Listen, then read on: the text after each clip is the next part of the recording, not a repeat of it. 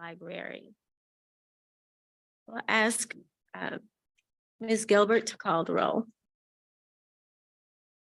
Yes, Mr. Biederman, Present. Mr. Lane, Present. Dr. Murtada, Present.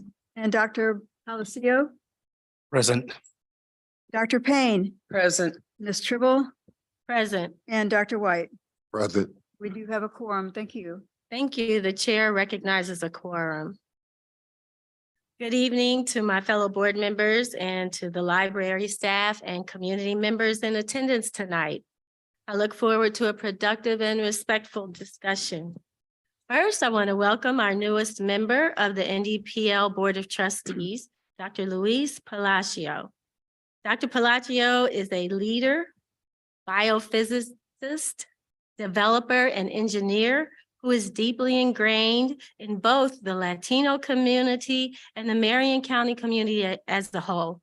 We're very excited for you to bring your unique perspective to this board, and we look forward to collaborating with you. Welcome, Dr. Palacio. Thank you. As many of you know, yesterday marked the start of National Library Week. Over the course of the next several days, NDPL is planning events, activities, and discussions to celebrate this important institution and our amazing staff. To follow along, visit NDPL's website and social media throughout the week. In addition to the Library Week festivities this year, NDPL is also celebrating the incredible milestone of 150 years of service to the Marion County community. We will officially kick off anniversary celebrations in June. In the meantime, I'd like to recognize the current and former staff members who are serving on the 150th Anniversary Planning Committee.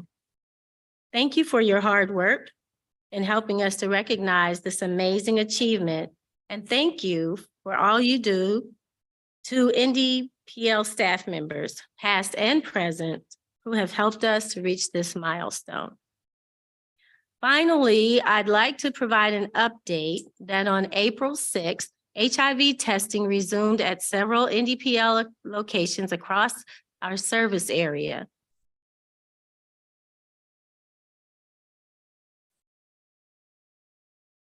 We thank the public for your patience as we navigated the necessary compliance regulations to ensure that NDPL's testing site met all the safety standards. We are grateful to the members of our community who expressed the importance of this service, and we wholeheartedly agree and are thankful for your passion and advocacy. Our next agenda item is the branch manager's report. And I think Mr. Hill has an update on that. So for this month, we won't have the branch manager's report. That will resume at next month's meeting. And that's based on the fact that we relocated the meeting today in anticipation of a large crowd. So thank you, Mr. Hill. We'll now move to a period of public comment. We welcome feedback from the public about our Indianapolis libraries. And this is a time when the public may address the library board. If there are several of you who are representing the same group, please select a spokesperson. Please do not repeat the same comments someone else has offered. Please note also that this public comment time is not the appropriate forum for commenting on matters related to alleged employee misconduct. Any such matters should be brought promptly to the attention of the acting CEO or the Human Resources Department, where matters can be properly addressed in compliance with established library policies and procedures. A 5-minute limit will be allowed for each speaker. Because this meeting is a matter of public record, we ask each speaker to give their name and address. Ms. Angie Gilbert will read the names of those who signed up to speak. Each person should come forward, sit at the table, and observe the 5-minute limit for comments. So if we can get started, Ms. Gilbert. Yes, Raleigh Park Bove, and then Amira Malcolm would be after that.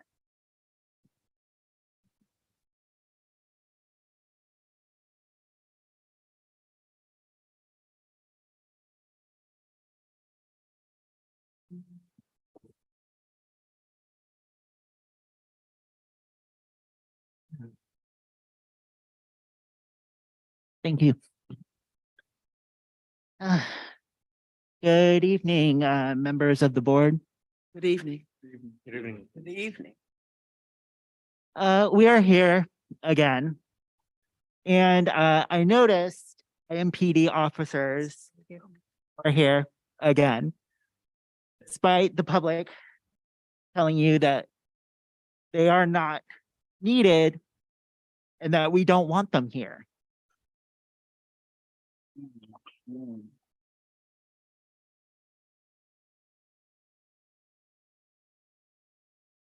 As most of us know, having police presence is unnecessary and will escalate situations. I find it interesting that you changed the location from where Drejon Reed was murdered 3 years ago.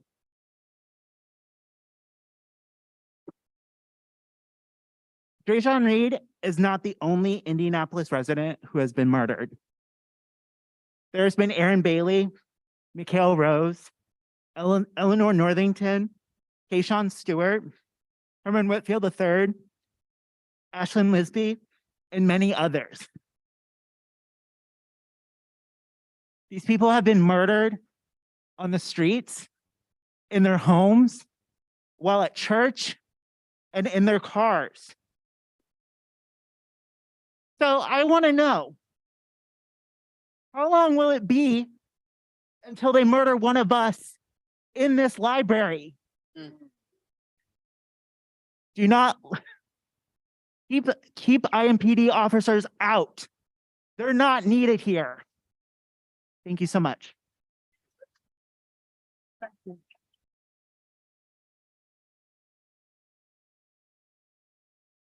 We have Amira, Malcolm, and then next would be Jeremy Allgate.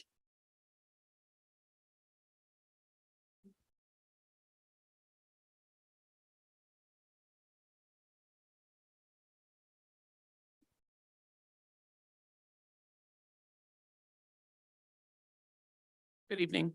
Good evening. My name is Amir Malcolm, and I am currently the project manager for the Center for Black Literature and Culture at Central. As some of you can probably guess, Nichelle Hayes is my direct manager.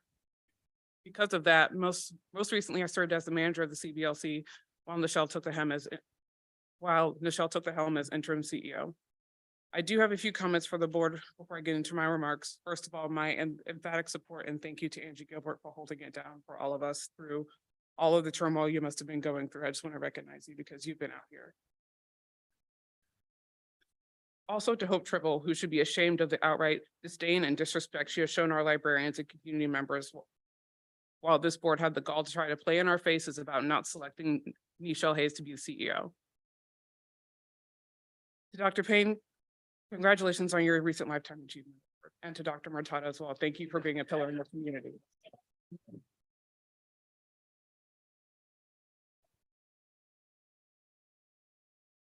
I also want to take a moment to acknowledge Greg Hill, who sent out one of as many emails as I can count on one hand to staff since he took this role this morning. He and I know better than most anyone in this room that when Nichelle Hayes excels in a role, as is her habit, it takes at least 2 people to replace her. Of course, I'm not getting paid $190,000. That's neither here nor there. I am here, however, on the topic of compensation of a different sort. As I mentioned earlier, I served as the primary manager of the CBLC for a number of months while Nichelle served as CEO. During this time, I received no formal managerial training, and prior to that was denied funding for training that would have set me apart from a pool of applicants for another management position I applied for at the library. In DPL is supposed to be a place for lifelong learning for everyone, but staff cannot say the same.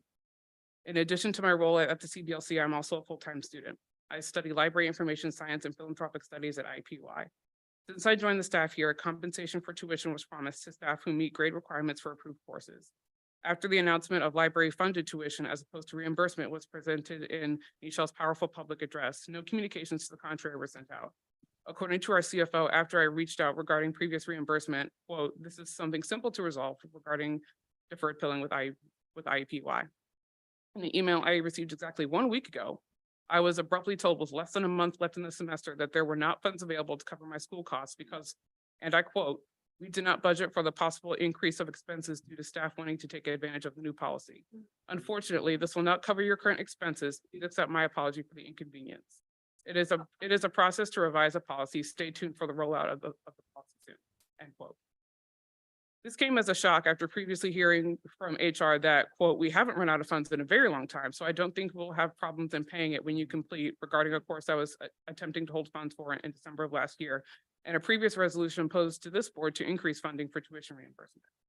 To not expect staff to utilize their education benefits is absolutely unhinged behavior from a public learning institution such as this, and to not prioritize staff enrichment is a very telling show of how much the library actually values its staff.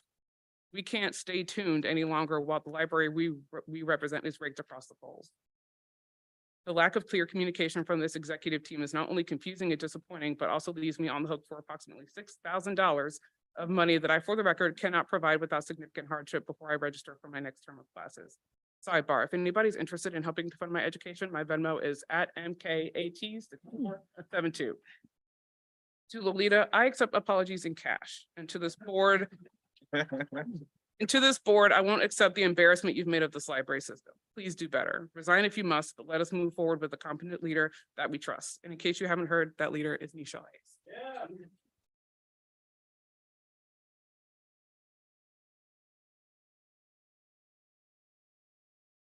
Okay, Jeremy Algate, and then we have Maddie Boyd.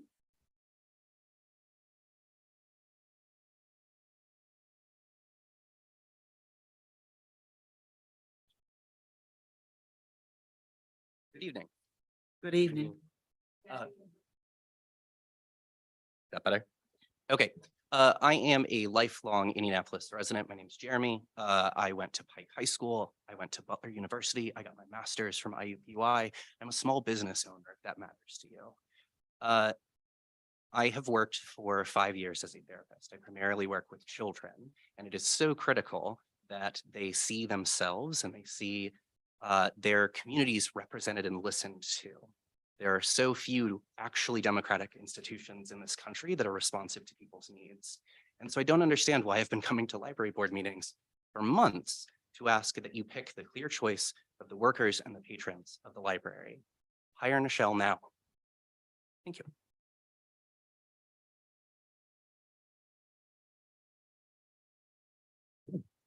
Maddie Boyd, and then Sam James.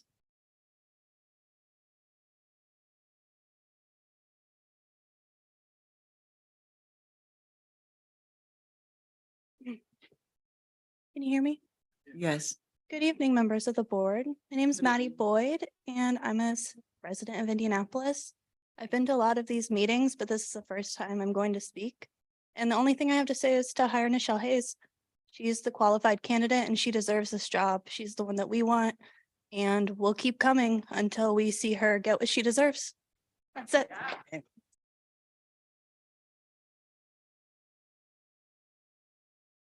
Sam James, and then Danny Abdullah.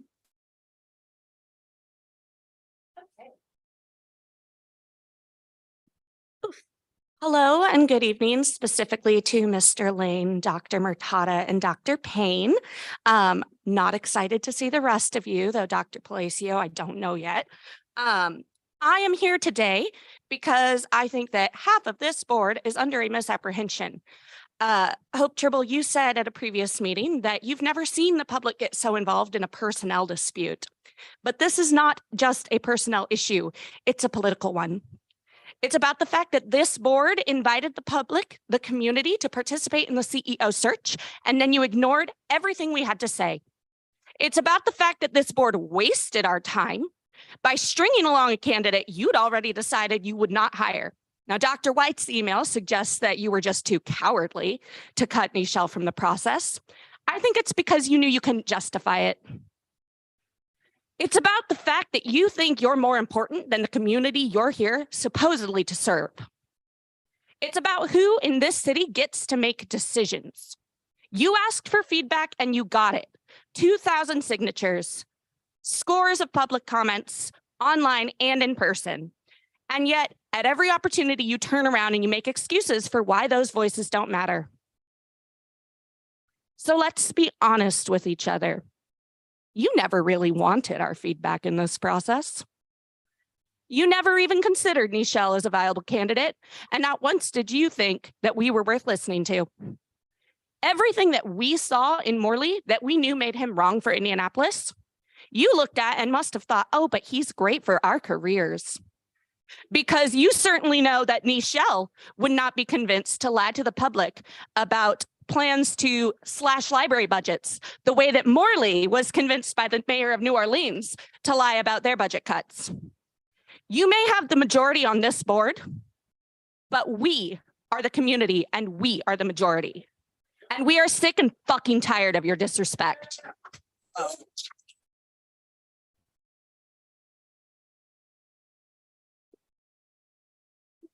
Danny Abdullah, and then Elizabeth Johns after that.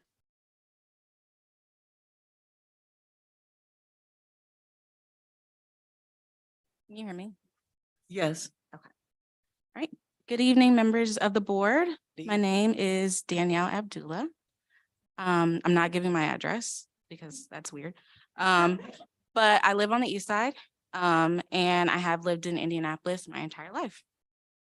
I spoke a few months back about how I was excited about Dr. White joining the board, as he was my superintendent when I went to Cookie Creek Elementary School.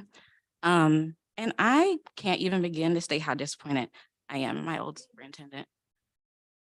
Speaking of Dr. White, I wanted to address the contents of his email that was released last month.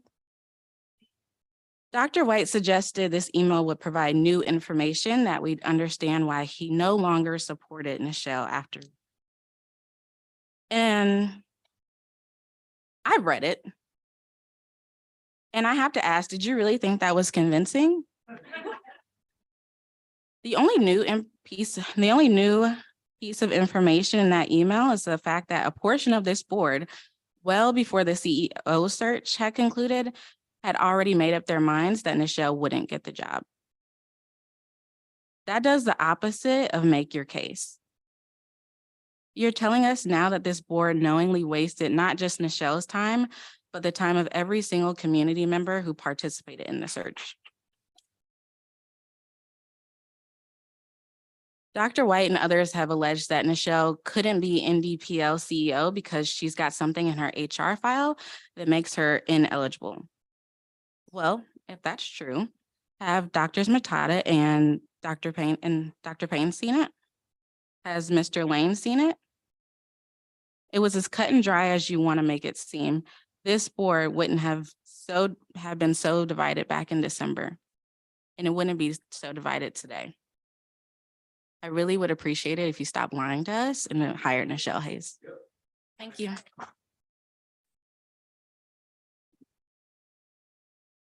Elizabeth Johns, and then we'll have Connie Thompson.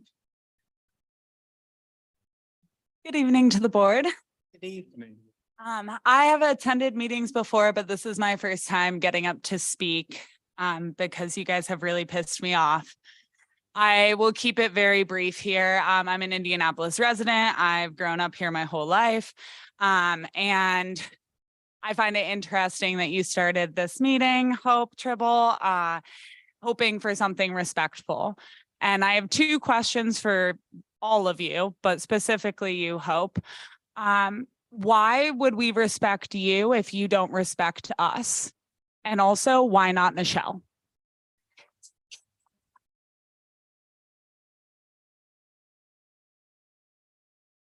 Connie Thompson, and then Michael Torres.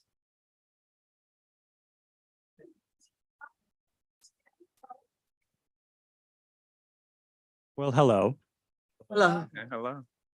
Very nice to see you, Dr. Payne, Dr. Murtada, and Mr. Lane. Hello to the rest of you. So throughout the process of all of these board meetings that I've been to, and I've not been to nearly as many as I think that I should have. Still, I've seen repeatedly through this whole process, procedure and decorum have been used to beat our heads in, to limit us, to cage us from speaking our minds and from having a voice. Procedure and decorum have been used to limit how much say we have and empower you to do whatever the hell you want, no matter what we think. But at the previous board meeting, we saw the absolute clownery, lack of decorum, lack of procedure that this board actually has. Dr. White's email was incredibly unprofessional, was absurdly unprofessional, disrespectful to somebody who has given decades to this library, disrespectful to this community, to suggest that you know something that we don't, that you just have information that we couldn't possibly understand. How disrespectful. So I want to say, especially as a trans woman living in Indiana, that I'm tired of being caged by decorum and procedure. We all are. All of us are tired of it. We've seen that procedure doesn't matter, that you've used the excuse of we need a new library, a CEO search procedure. Well, we've seen that procedure doesn't matter. We've seen that it's actually just politics, that it's actually just your choice not to hire Nichelle Hayes in the role that she's proven overqualified for. In conclusion, hire Nichelle Hayes, what are you doing?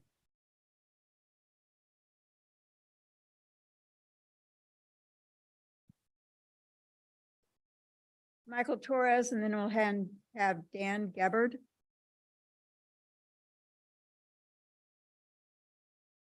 Good evening. Good evening. My name is Michael Torres. I am Union President for Ask Me Local 3395, representing library workers here. I am a 26-year employee, which I will be celebrating in July.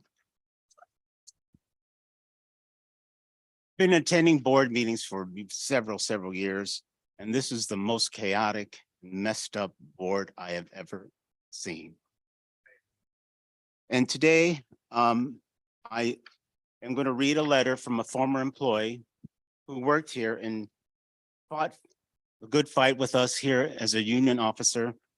She's no longer here. She works in a library in Michigan.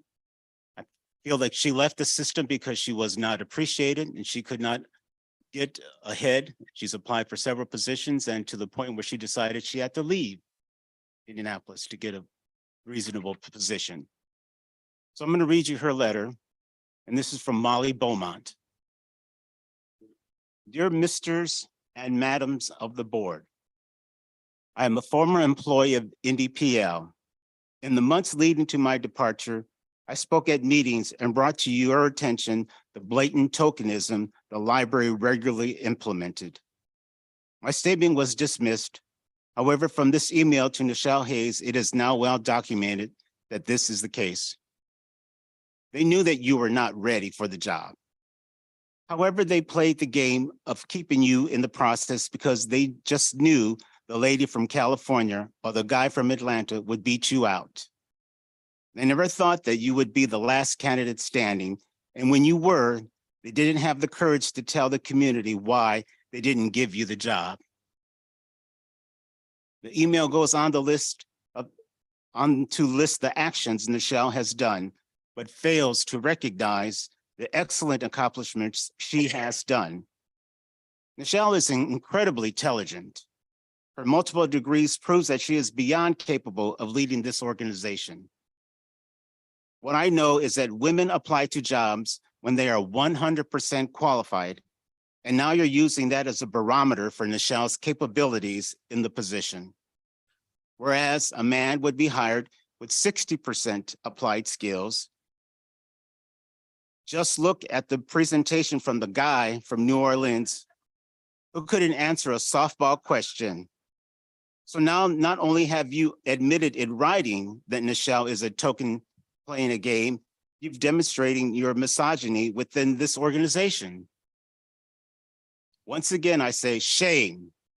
Shame on the board members who refused to appoint Nichelle as a permanent CEO of the Indianapolis Public Library. Shame on the board members who refused to listen to their constituents and act as a solo entity.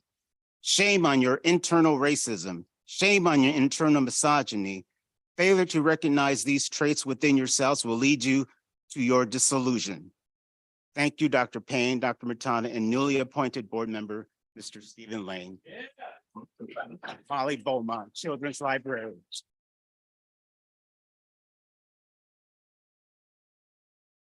Mr. Gabbard, and then we'll have Jesse Brown. Hi, this is the first time at this meeting. I've lived here for 30 years. I was born in Ohio and I was raised here. I'm going to raise my son here. He's from Columbia. I first heard about this issue on Reddit. I shared it with a friend. That was my first introduction, was the question about Spanish books.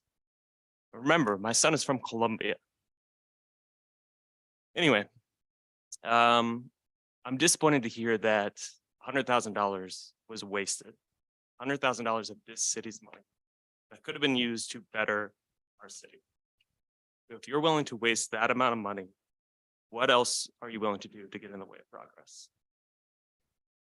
So I'm here in support of Nichelle Hayes. Thank you.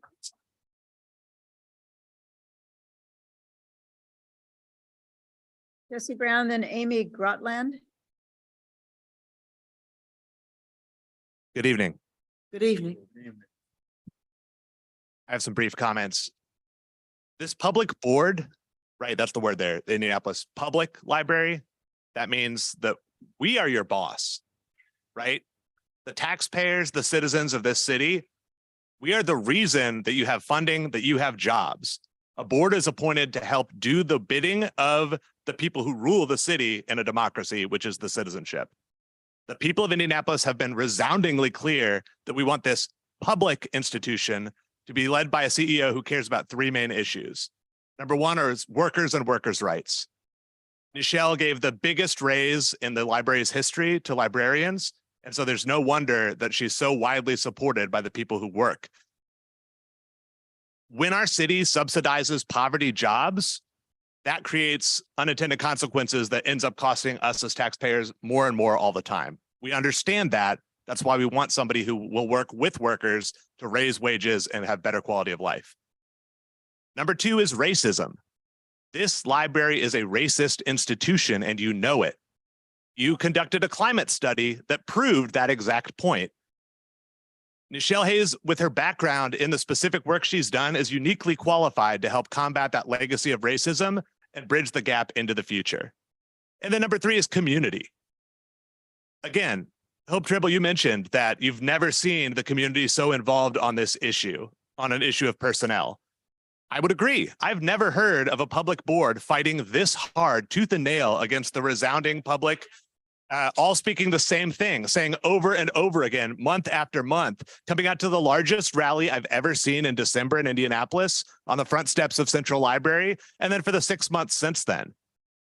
Why would you be going against workers, the goals of helping workers, fighting racism, and building community? That's literally what you're doing.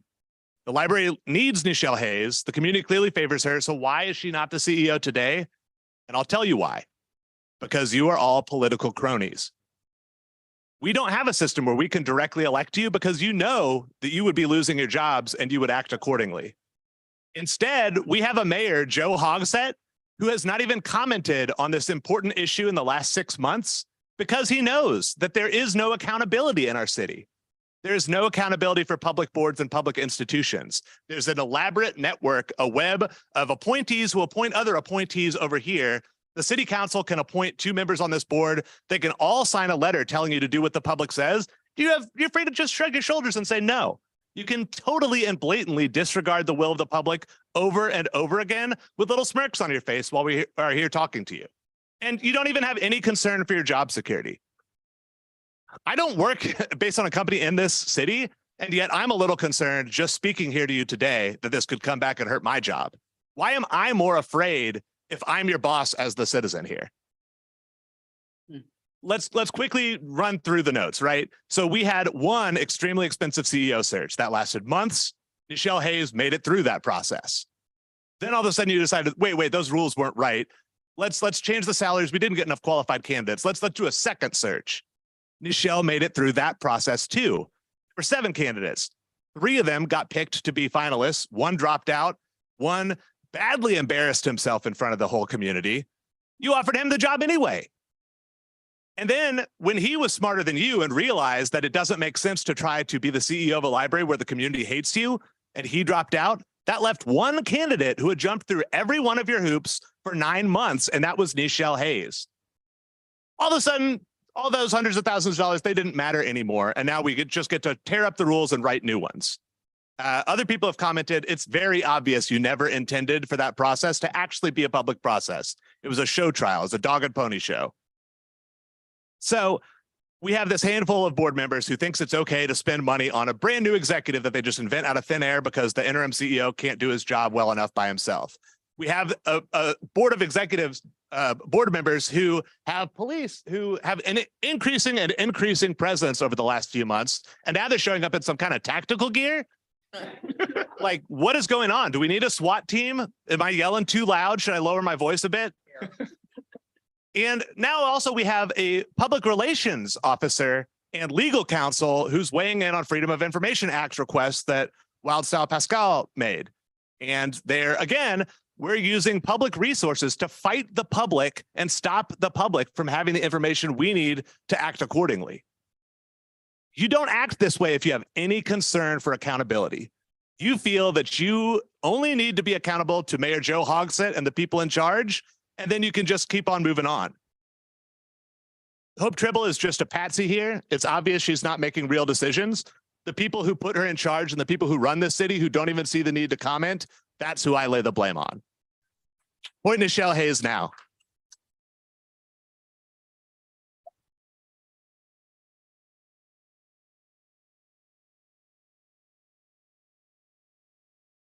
Amy Grotland, and then we'll have Anderson York.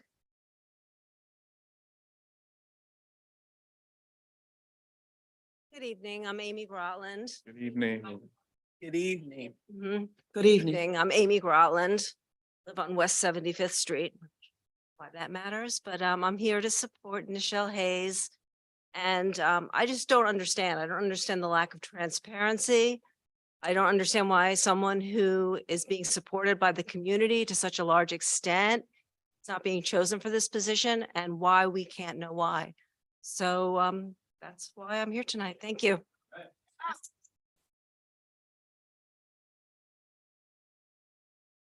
Anderson York, and then we have Amy Courtney.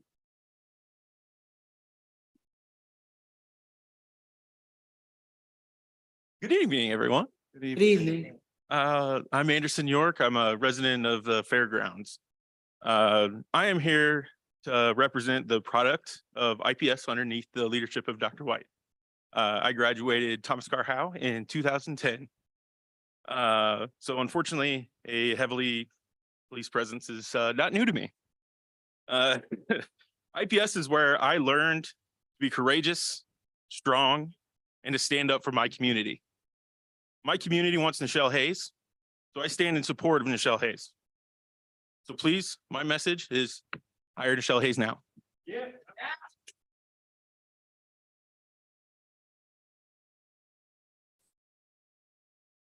Amy Courtney, and then we have Cliff Arsigello. Thank you. Good evening. Good evening. My name's Amy Courtney and I'm an Indianapolis resident, and I'm here tonight in support of Nichelle Hayes. And I just want to say that I think the Indianapolis community, and especially Nichelle herself, deserve transparency. And that's really all I have to say. I support Nichelle. Thank you. Yeah.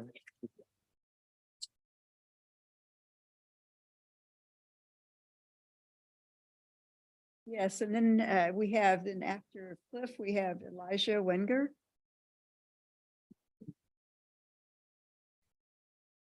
Good evening. Good evening. My name's Cliff Marsiglio. I represent the east side of Indianapolis, and for the last several months, I've been representing Indianapolis as a whole. I've been an educator for 25 years. I've worked for public institutions and I've worked for private institutions.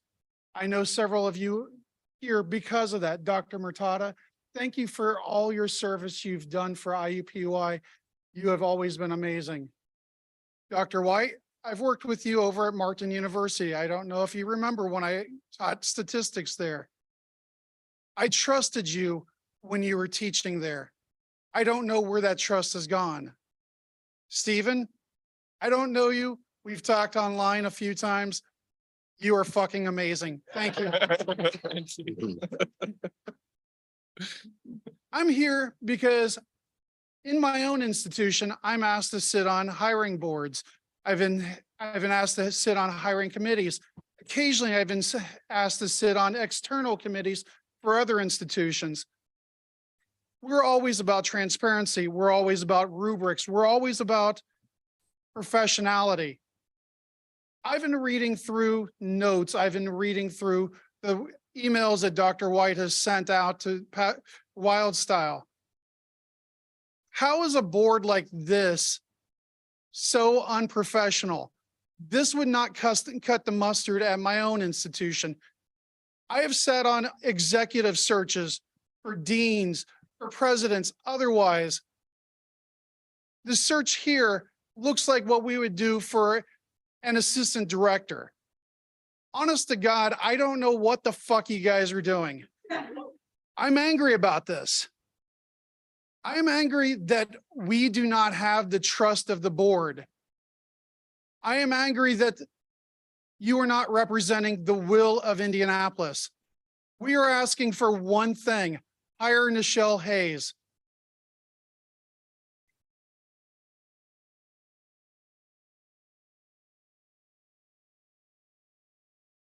Elijah Wenger and then Jason Jones.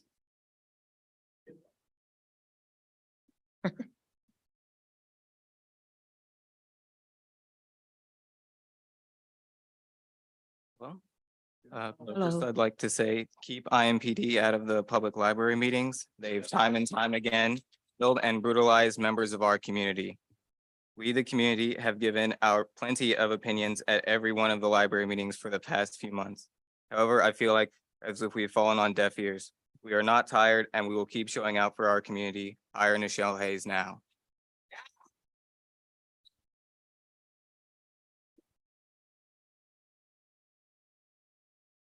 Jason Jones and then Mahassan Amin. Good evening. Good evening. Good evening. Dr. Murtada, Dr. Payne, Mr. Lane. Jason Jones, I'm a resident of Indianapolis, longtime library user, spoken here several times. You know, I'm here to go on the record in support of Nichelle Hayes. That's all. Thanks. Thank you.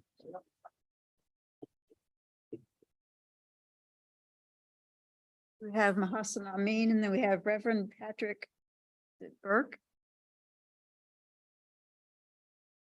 Hello, members of the board. My name is Mahassan Amin, and I'm still the president of the Indiana Black Librarians Network. How are all y'all today? So it is April, it is National Library Week, and we've spent about $64,000 on a CAO. Just keeping that number out there so that everyone knows how much money is being wasted. I actually got an email, a text earlier for someone who couldn't make it tonight, who wanted to know what the cost, if we're going to be using the same company that did the first CEO search, and what the financial impact is going to be. At the last board meeting I attended, I asked what the cost of IMPD to be at these board meetings was, and Ms. Tribble, you said you didn't know. You said you'd find out. What's that number? Well, Oh, I know. We're here. I know. Dr. White, I don't know you, but comparing Greg's experience to Nichelle's experience isn't fair. He didn't apply for the job. He didn't do a community presentation. And this is not against Greg. I like Greg. I've worked with him before. But it is unfair to take a candidate who went through the entire process, who had her entire time wasted twice, after having done the job, after dedicating her life to this institution and to librarianship. I got the proof for my first book chapter, y'all. Guess what it's called? Between the Desk and the Glass Ceiling, the impact of strategic placement on Black librarians. I turned what this library did to me into what's going to be my case for tenure.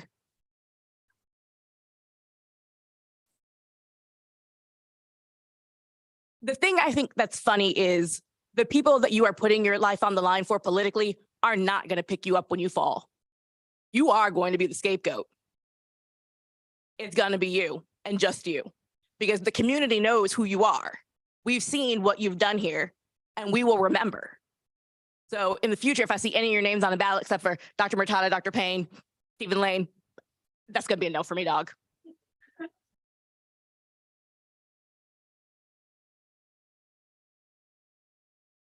Reverend Patrick Burke and then Kay Hawthorne.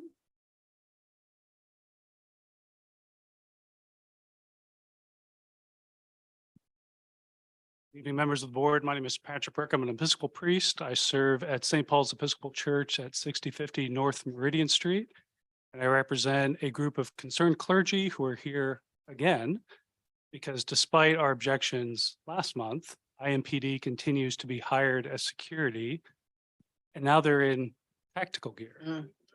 I have to say, based on my own experience, and my guess is I'm not the only one, there's a little bit of a trauma response in my heart when I see that. Because last time I saw that, there's some rubber bullets coming our way. And I know that's not, I shouldn't say I know, I suspect that's not your intention. We've all lived through that. And when the rhetoric is people are talking violence, people are engaged in a way that is upsetting, folks have a constitutional and moral right to be able to express their outrage at the lack of transparency about how opaque this board has been. They have a constitutional right to voice their opinion without feeling like their lives are threatened by walking in the door.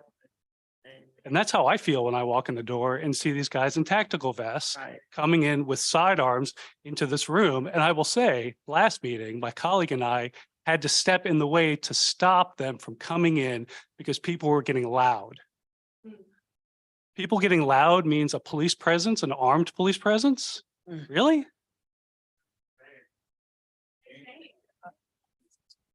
The last time we experienced this, again, rubber bullets, expired tear gas, not even just tear gas, expired war crimes tear gas was shot at us. We don't deserve this as the community. This is a community public library board, a public institution. Our tax dollars are at work here. You have a moral obligation not to put our lives at risk. So as a faith leader, I ask you again to not bring armed police officers into the space because people are expressing their constitutionally protected right to free expression about your decisions. They're not violent. They never have been. The only violence that's being brought in are the sidearms from IMPD. As a faith leader, I encourage you and I beg you to not put people's lives at risk. They have a right to be here safely. Thank you. Amen.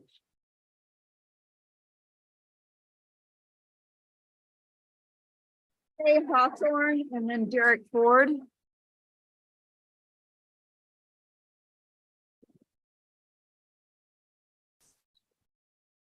Good evening. Good evening. My name is Kay Hawthorne. I'm a lifelong resident of Indianapolis. I grew up going to the Brightwood and Glendale branches and eventually the Central Library. First and foremost, I want to thank Dr. Payne for pouring so much into me and helping me to become the person that I am today. She listened to me even while I was a student at Crispus Attucks as a young teenager about my passions of history and culture and help guide me in a positive and productive direction by providing the resources that I needed to eventually get my degrees from Purdue University and do the history work that I'm doing in the city now. It upsets me that after all her years of service to IPS and to Indianapolis as a whole, that she can't rest. But I continue to be in awe of her care for this community and thankful to her as well as her peers on this board who listen to the public and attempt, even with massive pushback, to provide what the community wants and equally importantly needs. So thank you to Dr. Payne, Dr. Murtada, and Stephen Lane. It hurts that this subgroup of the board has been ostracized, even being left out of key decision-making. It really hurts on top of being ignored as a resident to see these three try to uphold democracy and continually be knocked down. To Dr. White, I was also a student of yours when I attended School 59 in Crispus Attucks. I'm glad I was skeptical of your appointment to this board because your actions during the last meeting were disappointing and confusing to say the least. It hurts to see a man formerly over our public education system aid in the destruction of such an important public resource. Dr. Palacio, I was happy to meet you at the county commissioners meeting last week. I hope you'll do the right thing. Hope and Raymond, you deserve no prefixes. People have cussed y'all out and I hope they continue to do so, but I don't have too much to say. Besides to resign, but first to hire Nichelle Hayes. Thank you.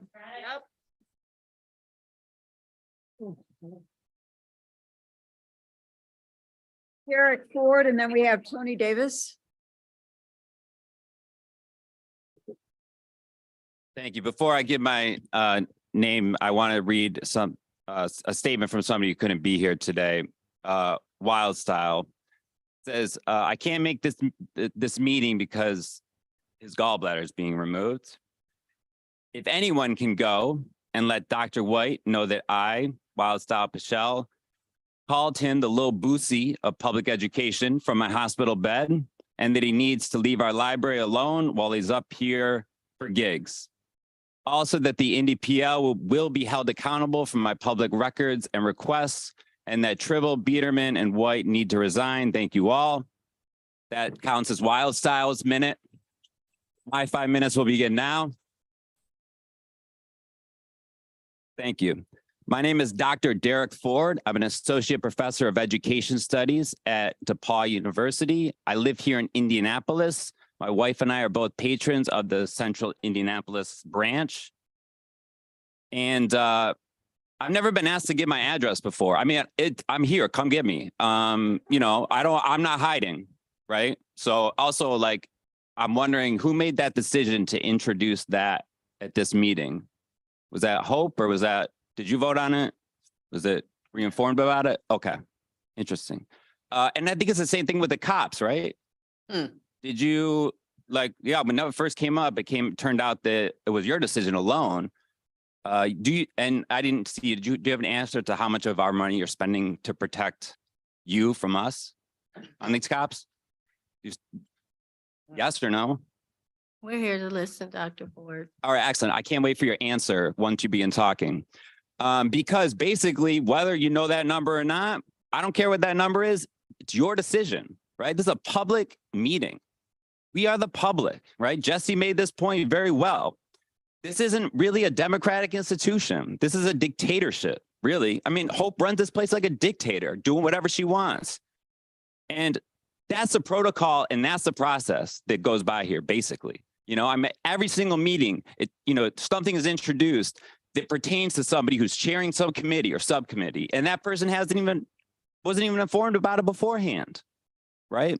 And it happens to be the same couple of people who are left out and excluded of these decisions. Those people happen to be the ones who are actually in tune with the public and our requests and demands.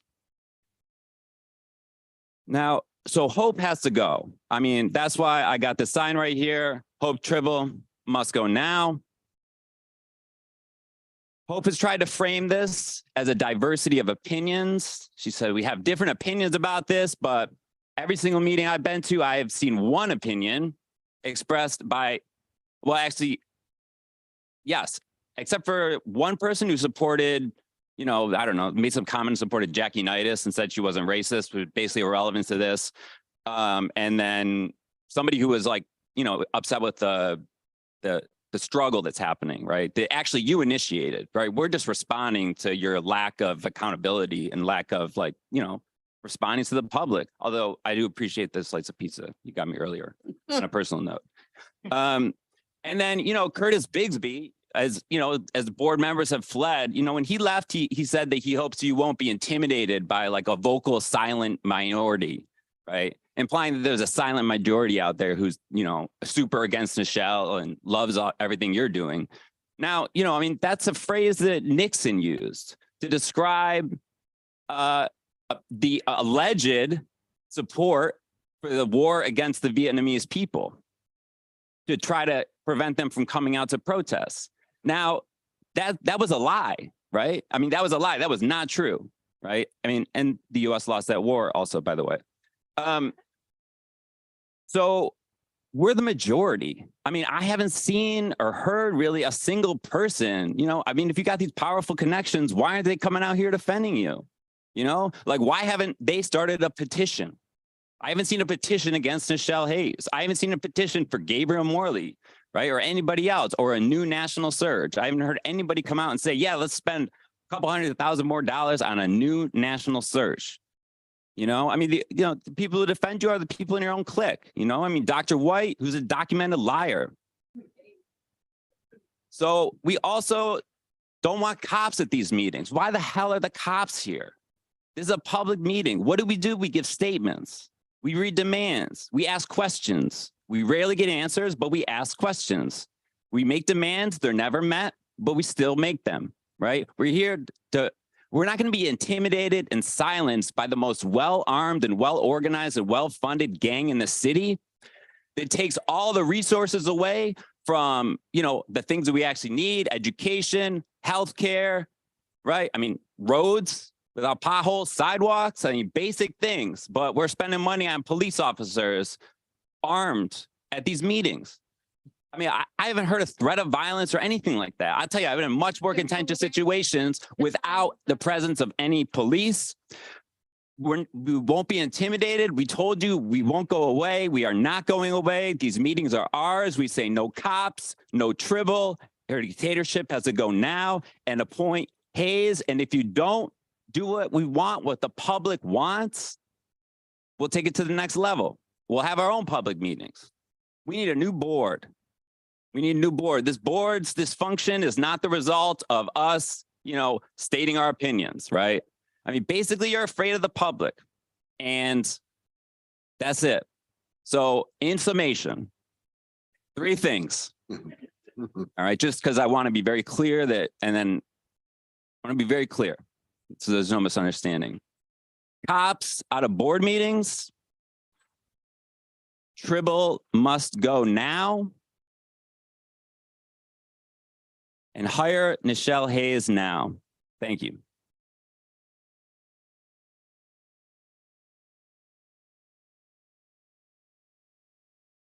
Tony Davis and then Nikki Mesmore.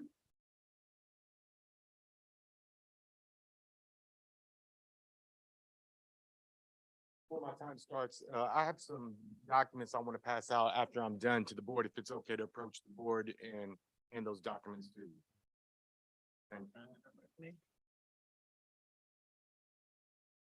My name is Tony Davis. I'm an Indianapolis resident and a community organizer. The state or condition of being superior to all others in authority, power, or status. This is a definition of supremacy. The American experiment has had a long history from its roots of who will benefit and to whom it wouldn't benefit. Colonial laws prohibiting Black and white people from marrying one another suggest that some Black and white people did marry. Laws imposing penalties on white indentured servants and enslaved Africans who ran away together likewise suggest that whites and Blacks did run away together. Laws making it a crime for Indians and Black people to meet together in groups of 4 or more indicate that at some point these gatherings must have occurred. The social elites of early America sought to manufacture racial divisions. Men of property and privilege were in the minority. They needed mechanisms to divide people who, in concert, might threaten the status quo. Individuals, different colors were not as sufficient to keep these people apart if they came to see their interests in common. Which is not to say that racism was merely a ruling class plot, but as some people did indeed set out consciously to promote divisions based on race. To understand how things manifest today, even in people of color, we have to understand history and to properly put in context why people do what they do. Who are the puppet masters? Who are the ones who sell their souls to be considered part of the social elite class community and not truly part of the struggling class community? Where does this supremacy ideation come from? To those in positions of power who don't do the will of the people, but only to those whom they feel they get their authority, power, or status from. White supremacy plays out today in so many aspects. Yes, there are the obvious acts and manners in which this happens, but it's in the obscure things that happen and nuanced things most are unaware of unless you study it and learn about it. Paternalism, individualism, meritocracy, entitlement, distancing, tokenism, and denial are just a few of these internalized superiority complexes that are typically played out by internalized racial oppression. To face the problems, we have to be honest, transparent, and accountable. It is uncomfortable, and at times people don't want to engage because it's easier to go along with the status quo because those who have benefited want to maintain their perceived supremacy. This includes all people of color who feel they too have arrived and have moved into the master's house, wearing the master's clothing and eating the master's food. Indiana has had a long history of these root problems, and we see it even today. From eugenics, the KKK, legislators and legislation, people in positions of power, et cetera, even the Indy Public Library. Who are the puppet masters behind the scenes who don't want Nichelle Hayes? It's obvious on the board who doesn't, but let's ask the question at least 7 times to get to the truth. Why was it okay for Jackie Unitas to be CEO when she didn't have all the qualifications now that Nichelle is being held to the standard of? Does Jackie Unitas still hold influence on the board members or those in positions of power because of her financial and political influence? Is Nichelle not welcome to be CEO because she isn't willing to sell her soul to acquiesce to the wishes of those behind the scenes and toe the line of what they want? Is this something personal that those on the board are making it, but will twist the truth to sell us a bill of goods so that it seems reasonable, but in actuality, it's just the cunningness of manipulation to get what those in opposition want? Why is it that the City County Council has been publicly silent about their 2 appointees who clearly are going against their public statement wishes and the will of overwhelmingly what the people want? People have all this power, but are not willing to utilize that to do the will of what the people want. Why is this?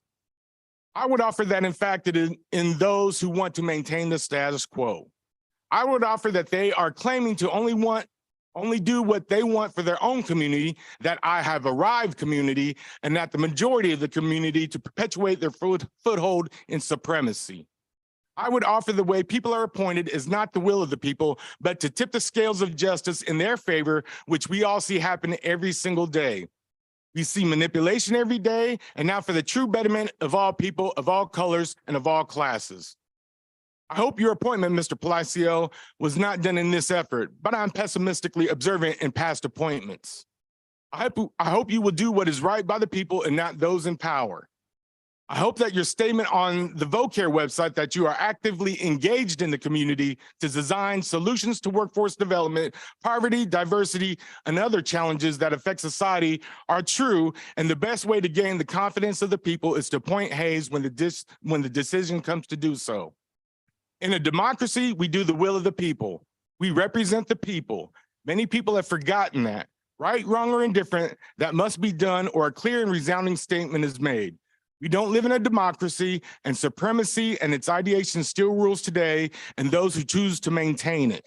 All power to the people, and appoint Hayes now.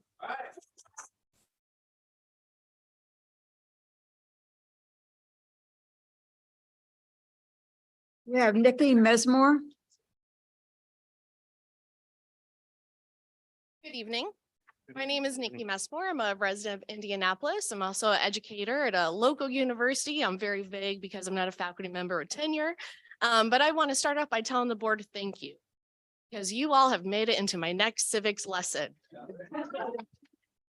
A lesson talking about why it's important to pay attention to local government, what happens when local government decides to make undemocratic decisions, and also amazing responses from the community that sustain, ongoing, and powerful. I want to express that I co-sign everything else that everyone has said. I think that there's honestly some weird Elon Musk humiliation kink because you guys keep making wrong decisions and you keep persevering, and yet you could just end this right now. You wouldn't have to listen to us complain every month if you just made different decisions. I also want to agree and comment on our new policy on our library to prison pipeline. I disagree that this is not an appropriate venue for police officers to be in. This is a place where people care about books, not where we should be booking people into jail because they want to share their views. And so this idea of American being scared of the public and commentary, it's an issue all across the world or all across our country where people want to enact violence on people who are dissenting from the powerful entities. And so please don't waste our money. Please send the cops home. Please hire Nichelle Hayes. Thank you.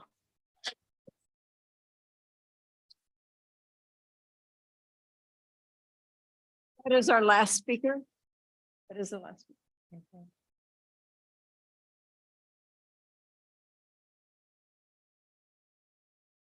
Thank you, everyone, for your feedback. We're going to take a 5-minute recess to just allow our folks to take a stretch break, and we will come back at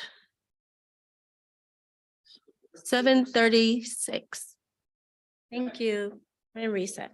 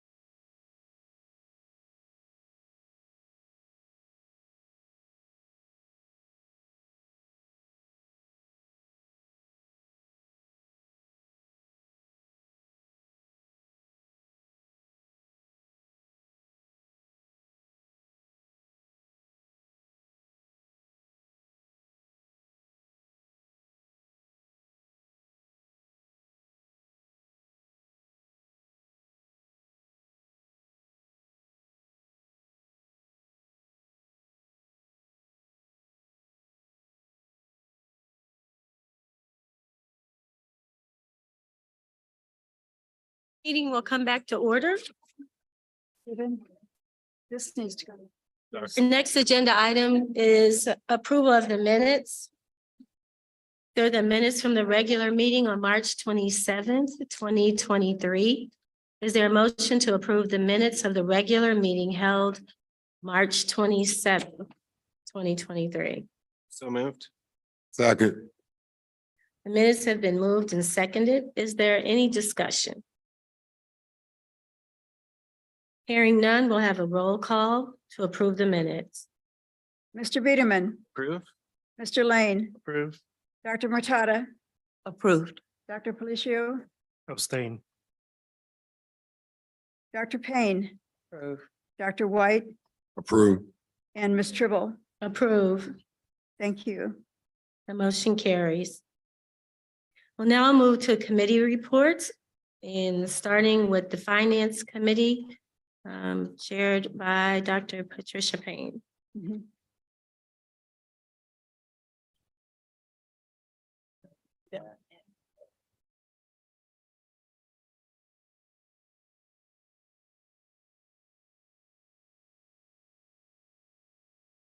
Good evening, everyone. Good evening.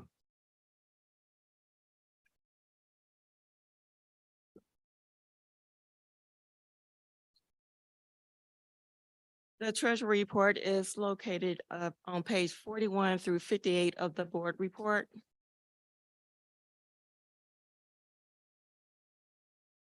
First, I'd like to go over the revenue for as of end of March 31st of 2023.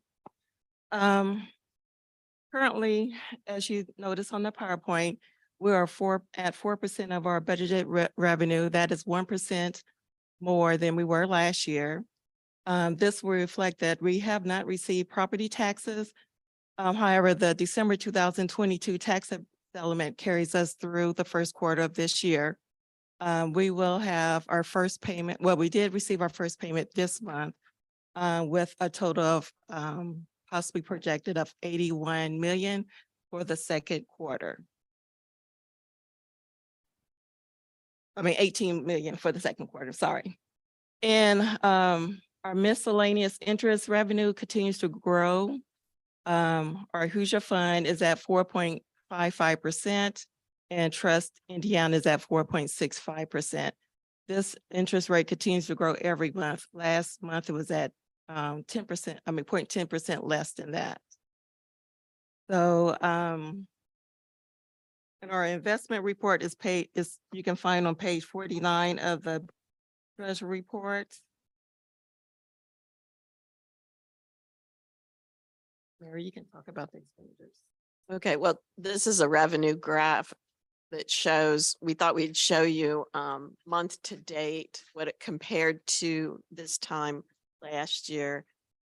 So it just is more a different way to illustrate the same things Lolita was speaking about. On expenditures, this is related to the operating fund and the personal services and benefits for the first quarter is 1% higher than the same point last year, which is pretty good considering that we had a generous compensation increase this year in January. The supplies are 7% higher due to increasing cost. Other services and charges are 3% over this time last year for legal, consulting, and cleaning services, rate increases. Just like the rest of the world, getting the increases. Capital outlay is the bottom line and it is for the books primarily. And then we have a graph as well for the expenditures month to date and year to date comparing to this time last year. So it does reflect that the blue is the 2023 and the orange is 2022. So some slight increases in total, both month to date and year to date. And that's a summary level of the 17-page report we provide. Do you have any questions? No question. Just one. Go ahead. Could you give us a disaggregation of the consulting services, please? We do not have the detail with us. We just have the total. I can provide that to you if you like in an email. I think that would be useful. Okay. And just one comment, thank you very much for the slides summing it up. That's really well done. And I think it top lines kind of the top level issues. So thank you very much for doing it. You're welcome. Is there a way to pull out in the budget for security, specifically for the IMPD presence at board meetings that I haven't been able to vote on or decide that they should be here? The police themselves, we have a security company, and if it's going through them, it's a subcontract and it's $65 an hour per person, which is what the company charges them. They don't take a profit on it. Thank you for that. That along with the disaggregation of the consulting firms, giving us that sense for the finance committee would be very helpful. Okay, I definitely will.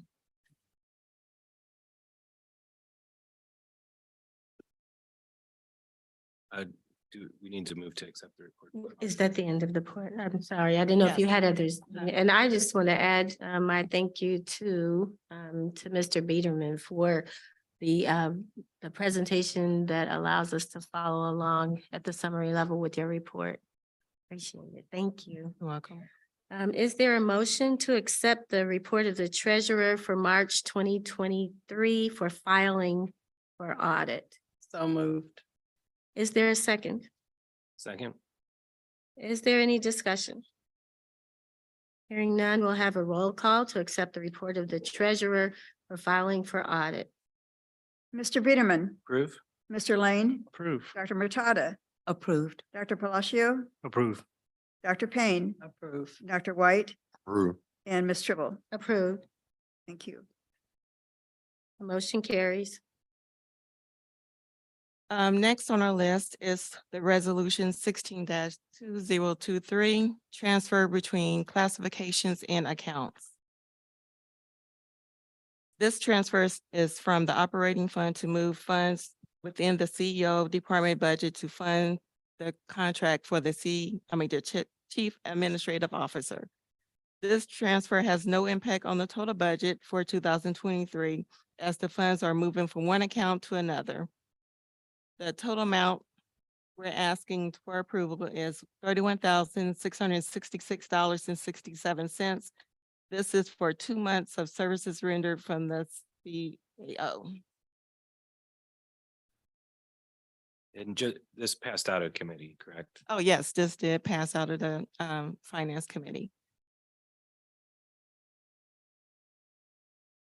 So is there a motion? to Doesn't the report from the finance committee provide the motion itself? It needs to be second from there. Yep. Chair. Yeah. Brings. Yeah, so I'll, Yeah, the chair of the committee. It doesn't need a second. No, it doesn't. So is there a motion?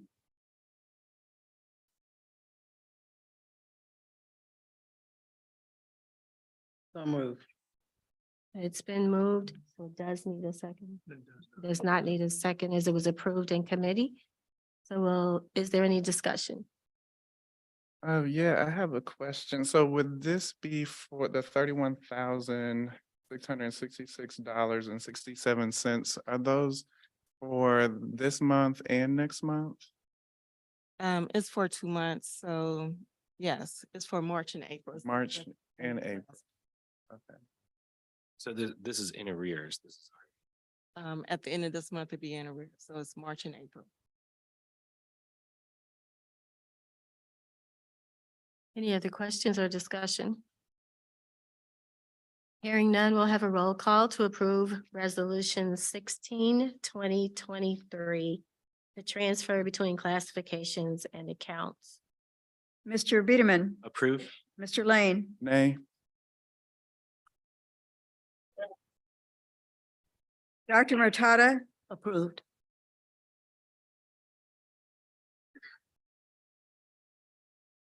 Dr. Palacio, Approve. Dr. Payne, Approved. And Dr. White Approve. and Ms. Tribble. Approve. The motion carries. And then we're back to you, Dr. Payne. Okay. We're ready for the old business. We'll move. Okay, then. We'll just move forward then.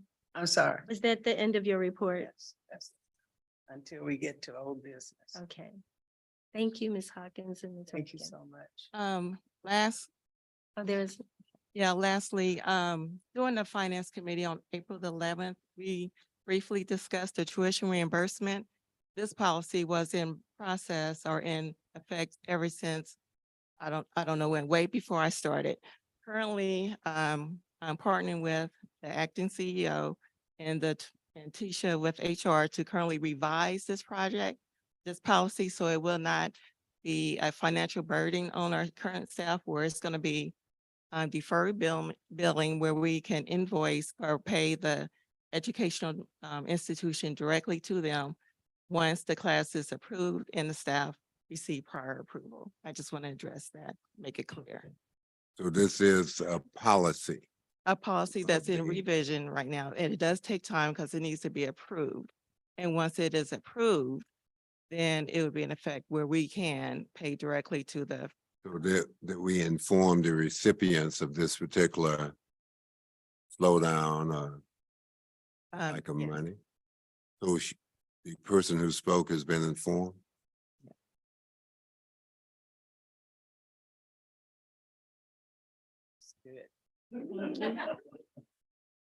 Was there anything else? Nope, that's it. Well, thank you for Thank your you very report. much. So the treasurer, we will elect we will elect a treasurer during the old Old business. business. Okay, take care of that. Yeah, election of officers. So just hang out with us a little bit. Okay. All right. Thank you. We're on item number 7, Diversity Policy and Human Resources Committee. Mr. Biederman? Great. We have 2 resolutions today and a presentation. I'd like to invite Tisha to come up, discuss proposed resolution 17-2023. This is the implementation of the paid medical and parental disability leave policy that we had discussed last month. And so today is where we will vote to adopt that policy that was presented about last month, but I don't want to steal your thunder. So You're go good. ahead. So I'm here to present the resolution 17-2023 is the pay employee medical parental and disability leave. This will be a new in-house benefit that can be used for continuous leave for employees' illness under ADA and FMLA and for parental leave. Employees will be accruing time for full-time benefits that work 40 hours will receive up to 720 hours. For part-time 20 hours, employees will receive 360 up to 360 hours. Another full-time employees that work less than 40 hours will be prorated as well as part-time. This benefit will replace our current short-term disability program, which the employees had to pay for it, and we only have a low enrollment of 121 employees out of 470 employees that qualify for the benefit. So this will be a free benefit for all employees that are eligible for benefits, and it will be effective date July 1st. Those employees are currently enrolled in short-term disability, they will receive a upfront paying, and those that don't have anything right now, they will start accruing on July 1st. Do you guys have any question? We passed the resolution to the DPHR committee, and last month I did a full presentation on this as well. Any questions? Great. So with that, I'd move that we adopt this resolution. I have one question. I'm sorry. Go ahead. This is only available to full-time and part-time staff and not hourly. Yeah, it just benefits eligible employees. Do you know how many hourly staff that we have? It will be about 200, including pages. And do you know about like the age ranges of those hourly employees? It's like anything from like teenager to We'll have elderly? to run a report, but there is all kinds of ages, especially pages can start at 16. We hire from 16 and up. So, Okay, thank you. I'll look out for that email. Thank you. thank you. Any further questions? Hearing none, we'll have a roll call to approve resolution 17, 2023. Mr. Biederman, Approve? Mr. Lane, Approve? Dr. Matada, Approve. Dr. Palacio, Approve. Dr. Payne, Approve. Dr. White, Approved. Ms. Tribble. Approve. Thank you. Thank you. The motion is passed.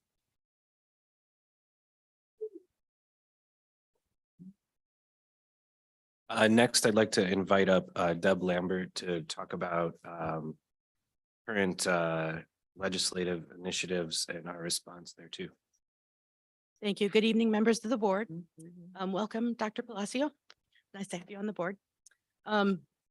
So the first thing I'm talking about is a briefing regarding the materials harmful to minor legislation.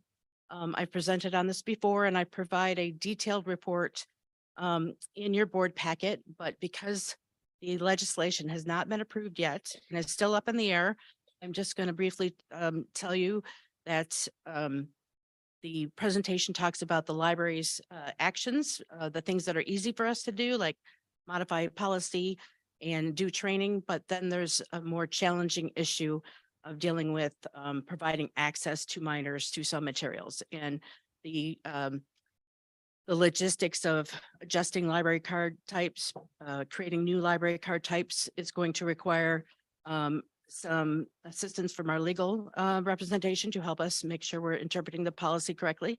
And also for us to meet with librarians throughout the system and our leadership to talk about how we want to approach that. So the details about that are in the packet. If the law is passed, I will be back in a future board meeting to provide more details about that. So right now, we're kind of up in the air. This is the last week of that legislation to meet for this year. So they have to make a decision for this by the end of this week. Or if they don't, then you start over again next January with the next legislative cycle. Oh, you actually went through the presentation. It was actually the next thing, the resolution. Okay, cool. So any questions about that? How likely do you believe that this will come up again next legislative If session? it does not pass, I am 99% sure it will come up again next year. And what are the legal ramifications for us? The legal ramifications are if we are charged with providing materials harmful to minors, a staff member, then that staff member and the library will be charged with a class 6 felony. And that means 10 years, minimum of 10 years in prison or $10,000 fine. I think it's 6 years in prison and a $10,000 fine. So that's why this is very serious and why we need to make sure we're talking to our legal counsel about what we can and cannot do and how we need to proceed if it's passed. I think making this knowledge really well-known in our community is extremely important. So thank you for sharing it, especially since we know that we don't want to have materials that are harmful, but we also want to make sure that those individuals who want the kind of materials that we have to offer have free access to do so. So let's make sure we get that information out widely disseminated. Is it on our website at this time?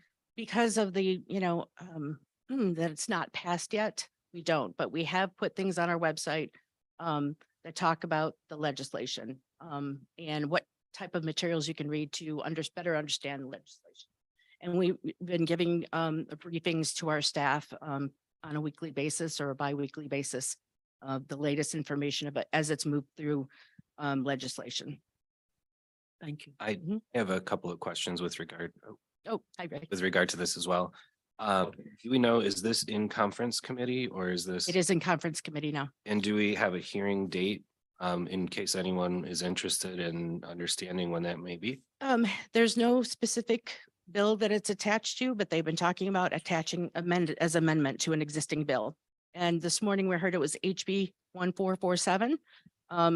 And they were supposed to hear it today, but they met for 1 minute and then ended the session. And they said, we'll consider it later in the week. So we don't have an exact date.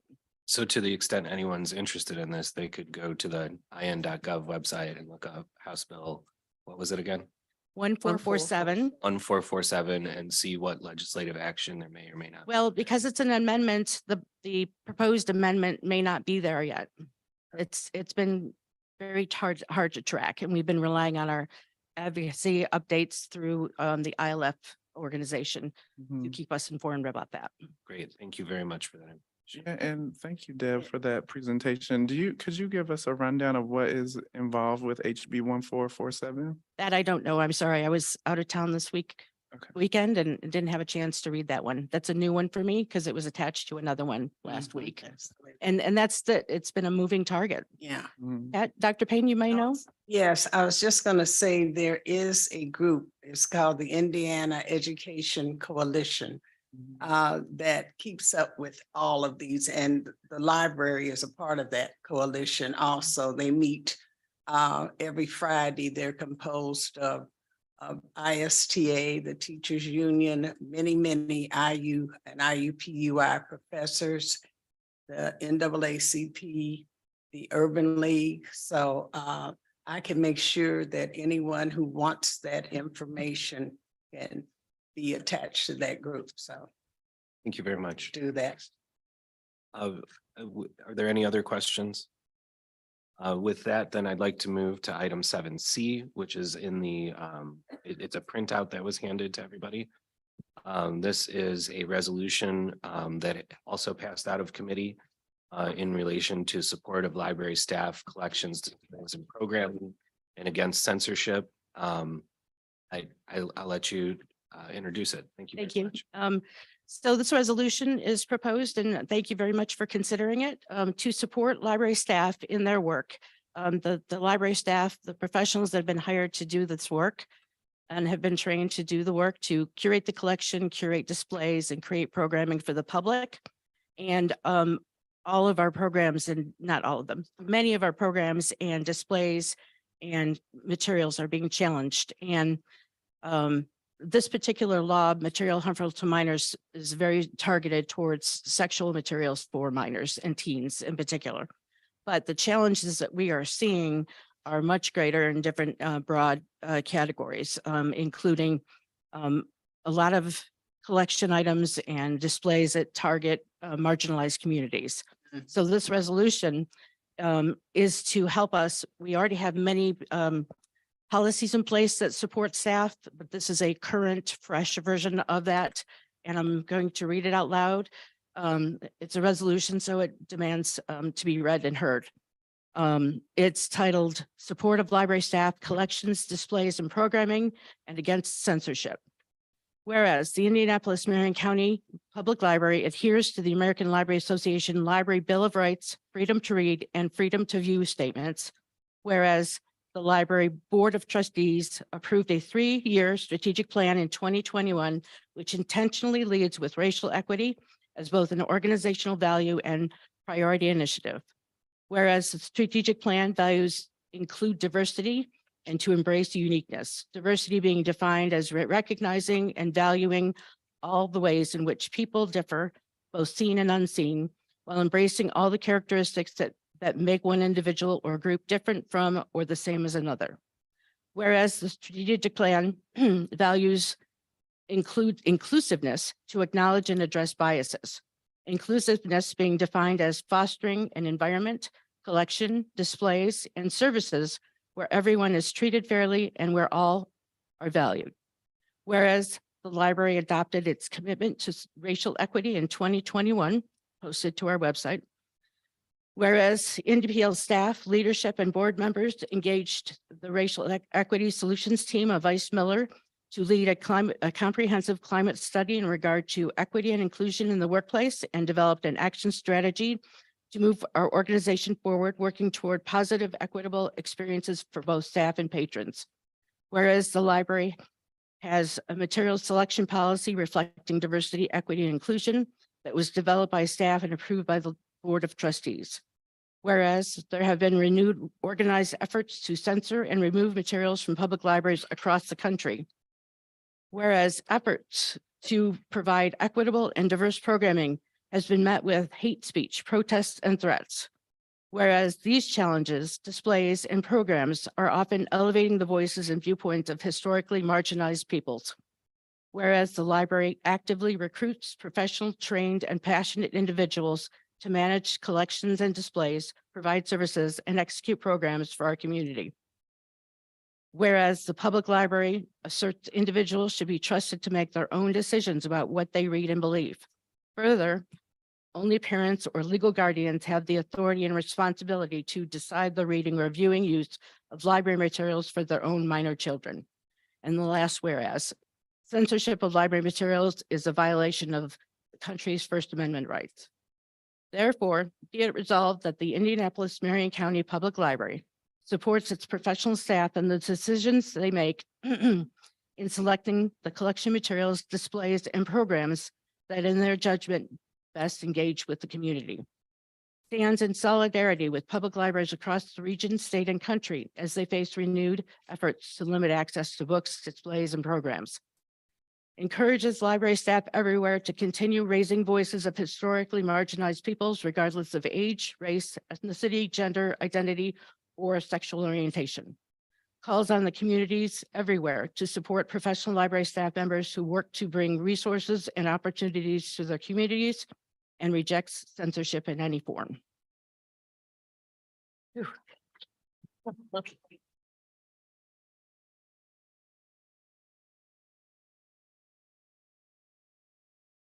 Thank you very much for reading that into the record.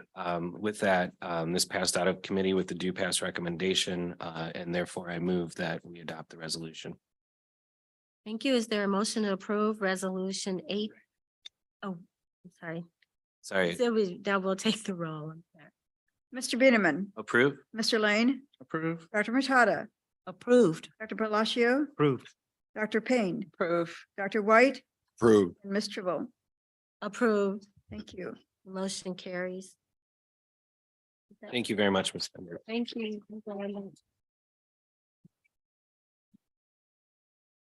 That concludes your report. That concludes my report. Thank you very much. Thank you, Mr. Biederman. We'll move on to the Facilities Committee report with Dr. White. Yes, we're gonna have Alan to come up and join us. Go through this.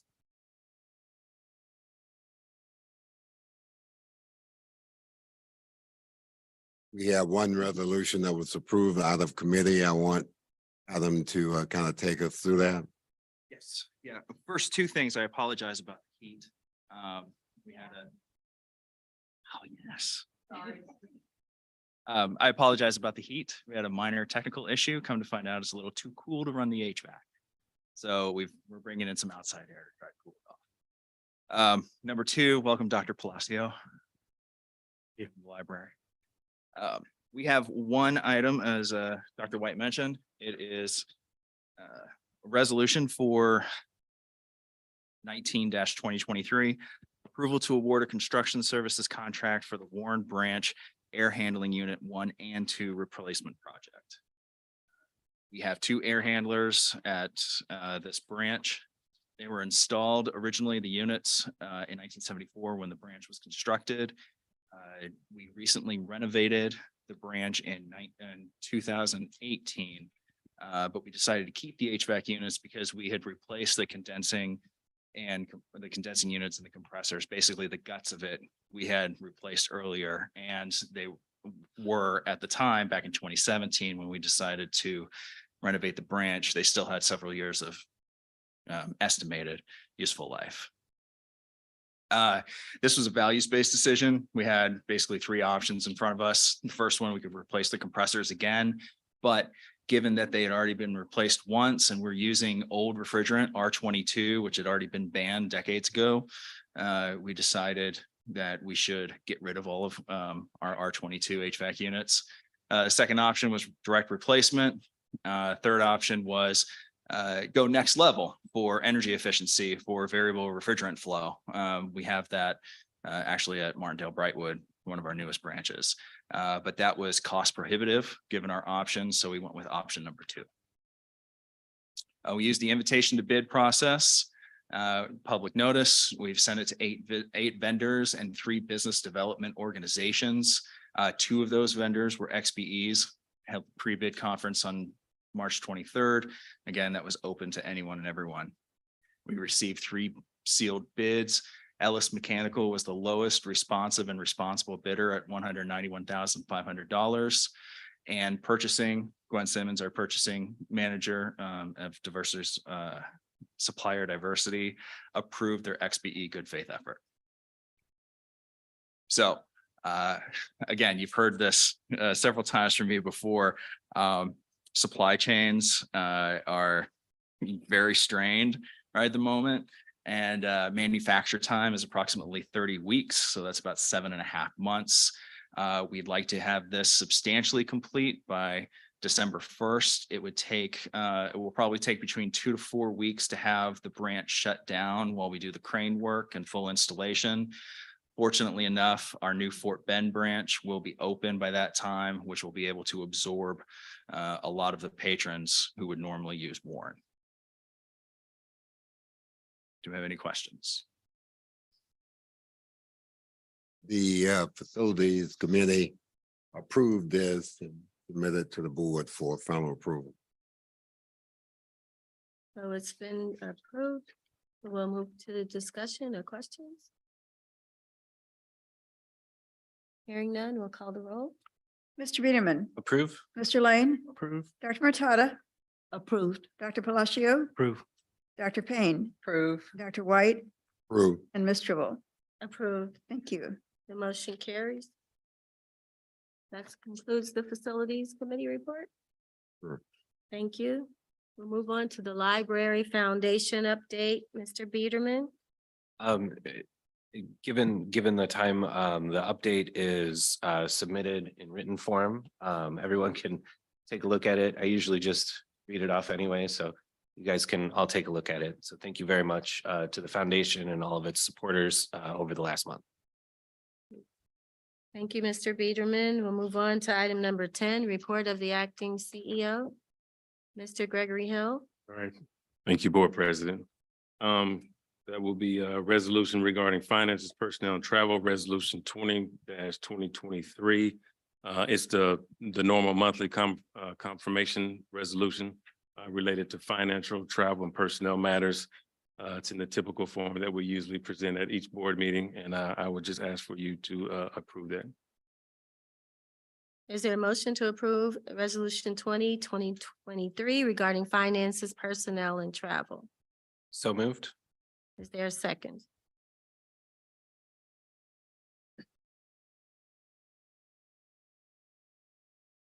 My second. The motion has been moved and seconded. Is there any discussion? Hearing none, we'll have a roll call to approve resolution 2023 regarding finances, personnel, and travel. Mr. Biederman, Approve? Mr. Lane, Approve. Dr. Murtada, Abstain. Dr. Palacio, Approve. Dr. Payne, Abstain. Dr. White, Approved. and Ms. Tribble. Approved. Thank you. The motion carries. With the acting CEO report. Yes, ma'am. Okay, thank you. Good evening. The staff of the Indianapolis Public Library continues to focus on supporting lifelong learning in the city of Indianapolis. System-wide communication. We continue to hold meetings with staff at branch locations as well as departments. In March, the executive committee held its meeting at the East 38th Street branch and hosted the closed departments at LSC. The area resource managers held its meeting at the North branch in March. I'm going to talk a little bit about some adult programs that's ran through PDA Central in the branches. The Civil Rights Commission is scheduled to be at several branches from 10 a.m. to 6 p.m. Starting in April. That will include West Indianapolis, College, Decatur, Central, Wayne, and then the new Fort Bend branch in October. At the Central Library, data and drafts in partnership with the Polis Center at IUPUI and WFYI had 29 patrons in attendance for that program. The art programs were held at Glendale, Lawrence, Martindale, Brightwood, West Perry, Hallville, and Warren, and we had 61 people who attended those programs. Hallville and Lawrence also hosted Fishing with Clint presentations as the ice melts catching spring fever, and we had 45 people who attended those programs. Some work with the Immigrant Outreach. Southport hosted the Pathway to Literacy Partnership with Immigrant Welcome Center, and that program brought in 67 patrons. Graduation for this class will be in May. Central Michigan Road, Lawrence, and Southport hosted English conversation circles in partnership with IUPUI, and they had 133 people in attendance at that program. Indianapolis Mariachi Festival had 700 people in attendance. We also did an indie promo on Fox 59. System-wide, Central offered their popular nonprofit workshop series and had a total of 85 people who attended the 3 workshops. They covered such topics as starting a 501c3 nonprofit organization, successful grant proposals, and planning effective programs. Michigan Road kicked off the 2023 Community Shred and Recycle event with 110 people who attended that event, and special thanks to Recycle Force for providing e-recycle services. Thank you, Mr. Hill. We'll move forward to unfinished business. Item number 11 is election of officers. Due to a vacancy in the vice president position on the board, we will need to hold an election to fill the position. The term for this position will be from April 24th, 2023 to December 31st, 2023. The election of the vice president is to be accomplished by nomination and roll call, and we will now commence that process. At this time, I will call for nominations from the floor for vice president. Madam Chair, I nominate Ray Biederman as Vice President. Dr. White nominates Ray Biederman. Are there any other nominations from the floor? Hearing none, we'll close the nominations. The nominations for vice president are closed. Please take the roll. Mr. Is that? For vice president. For Ray Biederman. Mr. Biederman, Yes. Mr. Lane, No. Dr. Matata, Abstain? Dr. Palacio, Yes. Dr. Payne, No. Dr. White, Yes. Ms. Tribble. Yes. Under our bylaws, the majority of the board, 4 members are required to elect an officer. So congratulations, Mr. Biederman, for your nomination as vice president, for your election as vice. Thank you very much. And thank you for your willingness to serve. Now that the vice president has been elected, we now have a vacancy for the secretary position on the board, and we need to hold an election to fill that position. The term for this position will be from April 24th, 2023 to December 31st, 2023. The election of a secretary is also to be accomplished by nomination and roll call, and we will now commence that process. At this time, I will call for nominations from the floor for secretary. Madam Chair, I nominate the illustrious and fabulous Dr. Patricia Payne for secretary. Dr. Patricia Payne has been nominated for secretary. I second that nomination. That nomination has been seconded. Are there any other nominations? Nominations for secretary are closed. Please call the roll. Mr. Biederman, Yes. Mr. Lane, Approve. Dr. Matata, Yes. Dr. Palacio, Yes. Dr. Payne, Yes. Dr. White, Yes. and Ms. Tribble. Yes. So it is unanimous that Dr. Patricia Payne has been elected secretary for the remainder of 2023. Congratulations, Dr. Payne, and thank you for your willingness to serve. We will now elect a treasurer for the board. This position will be from April 24th, 2023 to December 31st, 2023. The election of a treasurer is to be accomplished by nomination and roll call. We will now commence that process. At this time, I will call for nominations from the floor for treasurer. I nominate Stephen Lane for treasurer. Stephen Lane has been nominated for treasurer. Are there any other nominations for treasurer? I nominate Mary Rankin. Mary Rankin has been nominated for treasurer. Are there any other nominations for treasurer?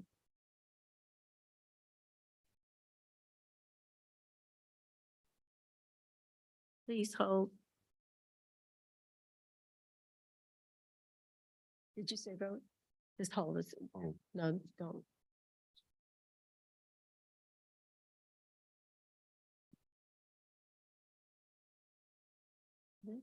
Okay, now we're going to take a roll call for the treasurer, the office of treasurer. And when your name is called, please state the name of the candidate for whom you are casting your vote. I have a question. May I have to recall because the candidate for treasurer has to be bonded. And Stephen, I don't believe you're bonded. No, I'm not. All right, I'll retract my nomination. Okay, the nomination has been retracted. Dr. Payne. I was going to nominate Mary Rankin. Okay. Because that is what the Finance Committee. Jennifer Carter did resign. And so we would like for the board then to select and approve Mary Rankin for the treasurer. And I so move. Thank you, Dr. Payne. So the nomination for treasurer are closed. And the sole nominee for treasurer is Mary Rankin. And we'll have a roll call, please, for treasurer, the office of treasurer for Mary Rankin. Mr. Biederman, Approve. Mr. Lane, Approve. Dr. Matata, Approved. Dr. Palacio, Approve. Dr. Payne, Approve. Ms. Tribble, Approve. and Dr. White. Approve. Thank you. Awesome. Okay, Mary Rankin has been elected treasurer for the remainder of 2023. Congratulations, Ms. Rankin, and thank you for your willingness to serve. That concludes unfinished business. We'll move forward to new business. Madam Chair, The chair recognizes Dr. Eugene White. I have a resolution to present to the board. Whereas the Indianapolis Marion County Public Library has been without a permanent director and chief executive officer since September 1, 2021. Whereas since December 9, 2022, Gregory Hill has served the library as the acting CEO. Whereas after a military career of more than 20 years, the last 4 of which were in Indianapolis, Hill obtained his master's degree in library science, joined the library in 2011. Whereas during his nearly 12 years of service to the library, Hill has worked in many different branches, including serving as branch manager at 2 different branches. Whereas Hill has also served as an area resource manager prior to serving as an acting CEO, served as the interim chief public service officer, and as a member of the library's executive committee on the 2 different interim CEOs. Whereas in addition to professional service to the library, Hill volunteered as a volunteer for the Block Family Library at Raleigh Children's Hospital, served as a trustee and vice chair for the 9-Star Community Connect. Whereas Hill years of military service. Order. Point of order. Whereas I will ask you to be seated, and if you are not seated, I will ask to have you removed from the room. Point of order. this is why you have security. This is why you have security. This is why you have security. He needs to be removed. Yeah, you gotta go. We would like to He has to go. Jesse removed from the room. Gotta go. Mr. Gotta Christian, go. I would like to have Mr. You Jesse gotta go. from the room. You gotta go. No, Yes. no, You gotta go. no, Gotta go. no. Well, take him. Please remove yourself from the room. Take him. Take him. Take him. Take him. Please, Take him. okay, You gotta go. Christian, I'm asking you to be seated and, okay, Christian, I am asking you to remove this gentleman from the room. We No. will, Oh, don't, we don't Put him out. have to do that. Yes, we do. You guys do too liberal. Take him out.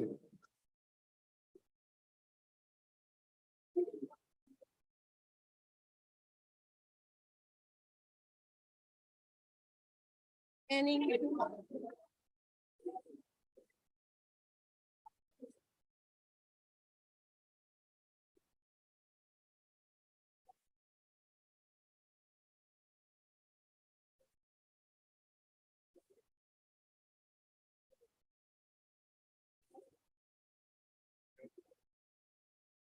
I move we take a brief recess. This meeting is in recess.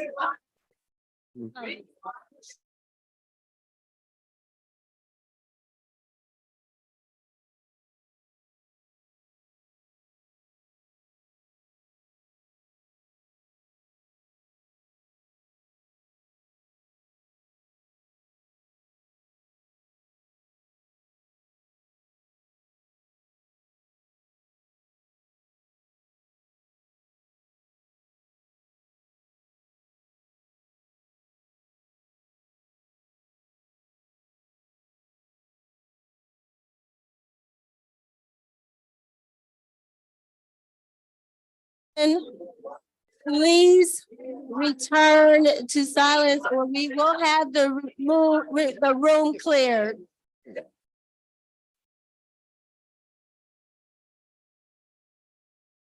This meeting is not, it is a public meeting for observers.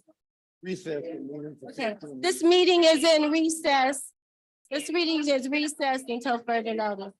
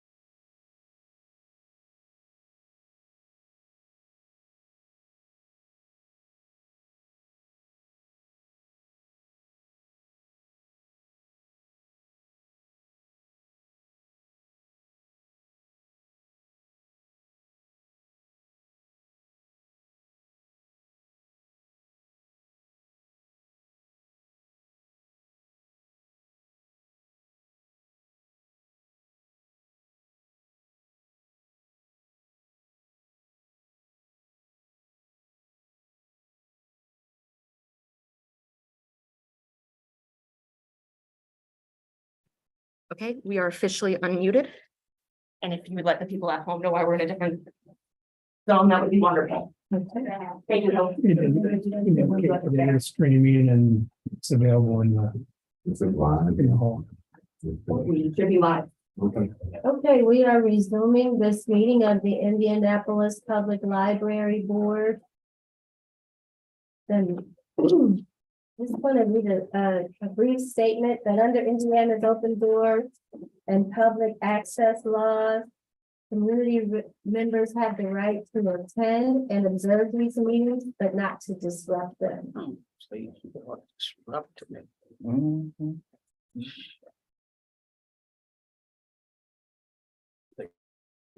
For everyone's safety, we have moved the board meeting to a conference room, and we will complete the agenda of tonight's meeting from here. This proceeding is being telecast still on the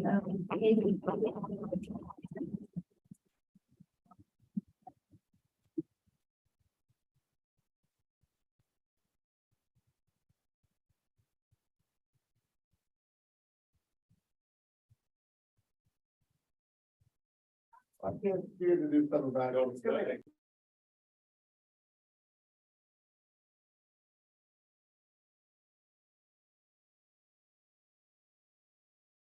we will continue where we were.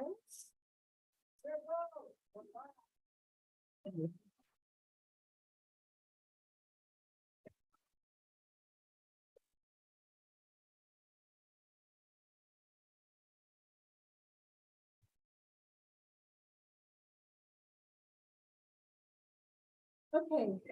Dr. White. Yeah.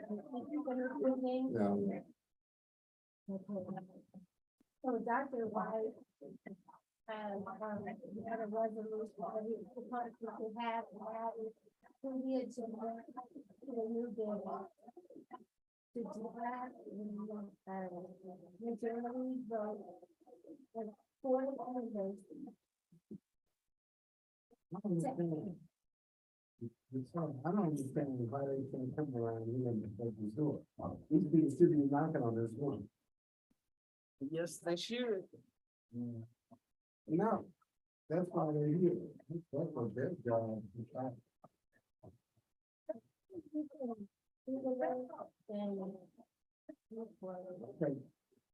I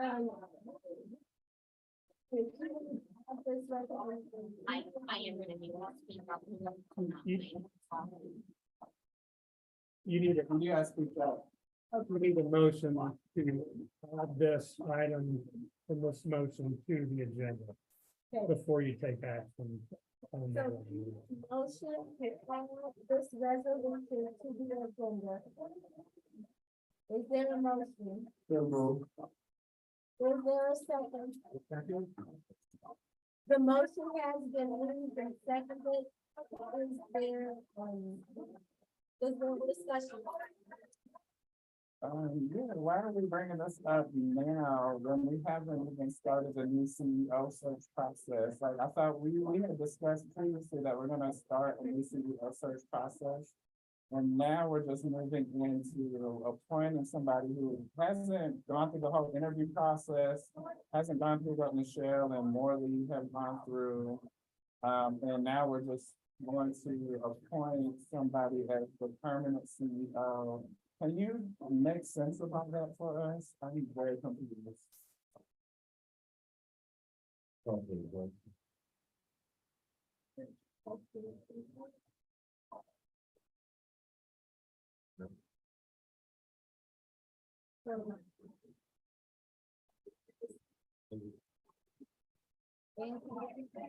They cannot hear you at home at all right now. This is on the motion to add the item to the agenda. It's even trying to recap. You want to? No, that's okay. Because at this point, it's a matter of. If we look at the plan, that's what you guys. Not bothered. They're not bothering me. So we call it your library. This is the public.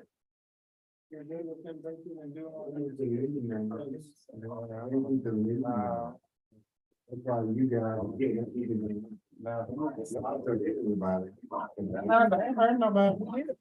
Here to protect us from them. They're not bothering us.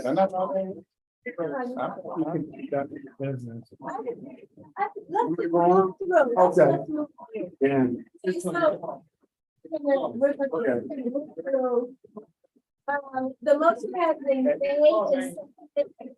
The resolution to the agenda for tonight's meeting. We will call for the question, please call the roll. Approved. Mr. Absolutely, 100% no. Dr. Mercado, No. Dr. Palacio, Approved. Dr. Payne, No, we know. No. Dr. White. Snake in the grass. Yes. The resolution has been added to the agenda. We'll now take a motion to Yeah, you want. Whereas he has years of military service to the library and educational background have allowed him to obtain the library certificate, one, certification required to serve as the CEO of the library. Whereas the board of trustees has reviewed and considered his qualifications for the role of CEO, including his management experience in the military and service to the library and service position throughout the library system. And has reviewed and considered his training specifically in the science of library administration. Based on this review, the board considered Theo aptly qualified to serve as the new CEO of the library.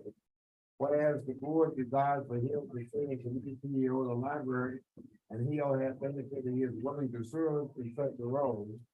It therefore resolved that the board approves the selection and appointment of Hill as CEO for the library, authorizes and empowers president of the board of trustees, the chair of diversity, policy and human resources, and the board attorney to complete negotiations in employment agreement by and between library and Hill.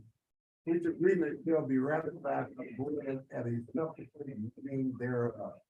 It is further resolved that upon execution of the employment agreement, the commencement of employment as CEO with the library, Hill shall have all authority and responsibility given to the CEO under applicable law, Indiana statute and the library bylaws. Move for approval. The motion, the resolution has been moved. Is there a second? I second. It's been a second. Is there any discussion? Yes, I have questions for acting CEO right here, who wants this job. Can you explain the HIV testing getting penetrated? I can. This is not generic. How's that not germane? Where? Determine what's germane, it's germane to him. Just to make sure they're following the strategic plan. And this in healthcare is part of the strategic plan. It is not out of order, absolutely not.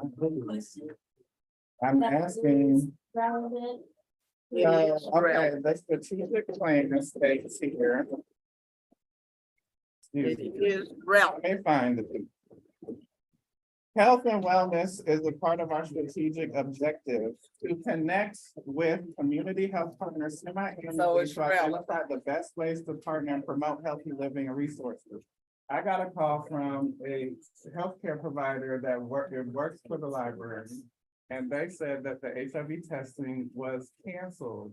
So can you explain why that seems like your decision to cancel the HIV testing went against the strategic plan, which is part of our duties? Am I supposed to answer? I can't. I'm sorry, I was talking. This is sick. So on March tenth, it was brought to my, well, actually before March tenth, it was brought to my attention that we were doing HIV testing. But once I found out we were doing it, I actually continued to let it go until it was brought to my attention that another branch was doing it. So I said, okay, here's what we're gonna do. We're gonna pause to make sure that the attorney takes a look at the agreement that we wanted to draft up, just to make sure that the library was protected and we weren't doing nothing that we shouldn't be doing. Once that happened, I sent the agreement to Hunter to step up and Martinez and Jaime Gonzalez and Shalom. Step up, send me back their agreement. We agreed to it. We signed it. So I'm there with this, sitting there. So I'm. And I agree, I think that's great, that was appropriate, but it seemed like the communication between the community health partners, which is part of our strategic plan objective, they called me, they said it was canceled. They weren't given all that information that you were explaining to me. So why were they not given that information up front? And they seem very confused on me as a board member. Can you explain that? Well, I apologize. That information was given to the area resource manager to provide that information to the branches. They're not to provide that. They were given the information as part of the program until we got the agreement in place, and it was for them to pass that information along. And I apologize if that information didn't get to them, but I did speak to them. All the questions requires I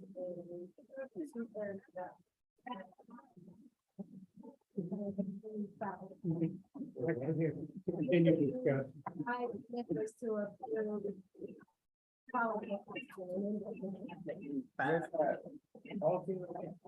That's just the end of the.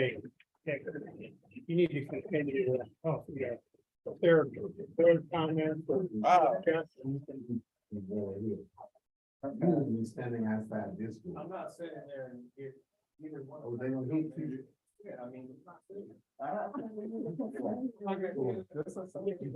You're right, young man. You're right. Okay, my next question is, what other strategic plan is your favorite? What's your favorite part of the strategic plan? So right now, do rabbinic age on help work with maybe some other parts try to find out. But they aren't gonna stop. And we're here, or whether Also, we're the not, library they gonna do it on. is one of my favorites as well. So we Making sure that listen to this. we get library cards to all the students, and then making sure once they get those in their hand, they actually come to the library. Excuse me so much, Gregory. I have a great deal of respect for you, but this process does not exhibit any kind of leadership, and this board needs to exhibit leadership. If we don't have enough regard and respect to just say, we will table this, we need to have this discussion, but this is not a way to have a discussion. This is not a way, and we need leadership to bring this to the fore. Thank you, Hope, for trying to go ahead and have this meeting. Ray, Greg, our new member, Stephen, Pat. But this is not the leadership that we'll need in order to keep having a reasonable discussion. I have to leave. I cannot take gonna this. leave with you. I don't think this is the way that we're supposed to conduct leadership for this library. Thank you, Martada, for your leadership. Thank you, Dr. Kane, for your leadership. This is a sham. This is a sham. Like the whole legitimacy of this board has been eroded. I'm sorry, Greg, what is it? Greg, what are you saying? What are you saying? I want to hear you. Yeah, I think it's. Greg, Okay, they're not gonna be. Greg, you're the acting CEO. What is your will? I'm sorry? A recess. Yeah. Thank you. Thank you. Excuse me. Right. Until when?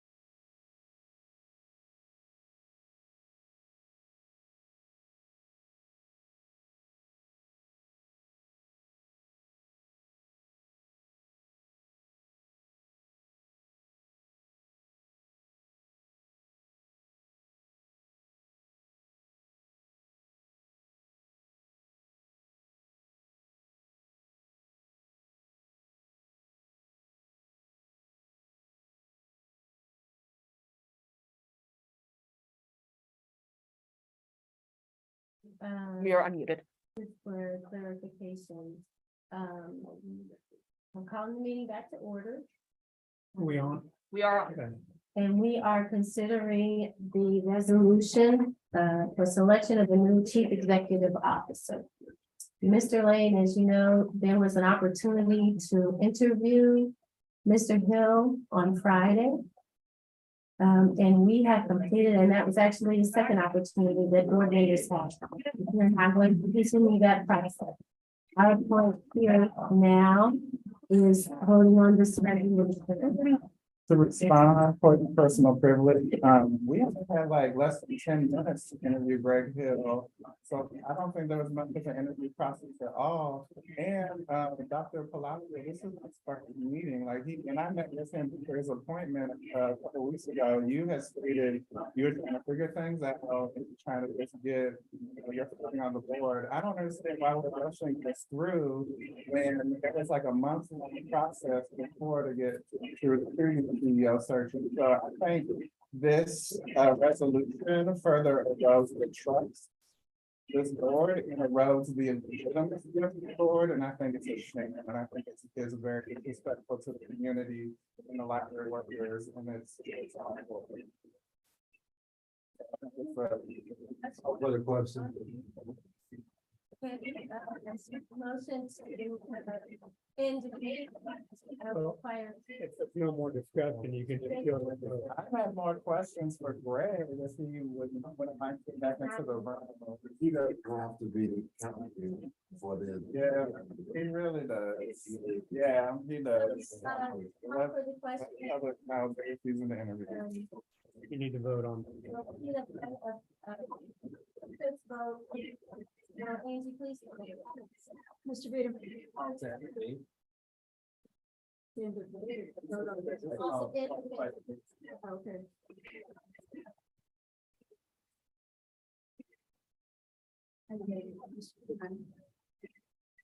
Yep.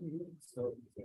Mr. Lane, 100%, no, this is terrible. This is a bad decision. It's bad for library work. It's bad for our community. This is bad for the city of Indianapolis, and this puts a very big stain on this institution, unfortunately. Yes. Dr. White, Yeah. and Ms. Kittle. Yes. So did anyone think it? And so we'll now move to, for roll call on the resolution. You have a motion and a second. You could have a motion. Would you people please, the roll. Mr. Peter. Mr. Lane. No. Dr. Palacio. Dr. White, Yes. Ms. Kittle. Absolutely. The motion passes. So we have, right? So the policy will check the officer. It used to be under I will work with February Council to negotiate the partner. Mr. Hill,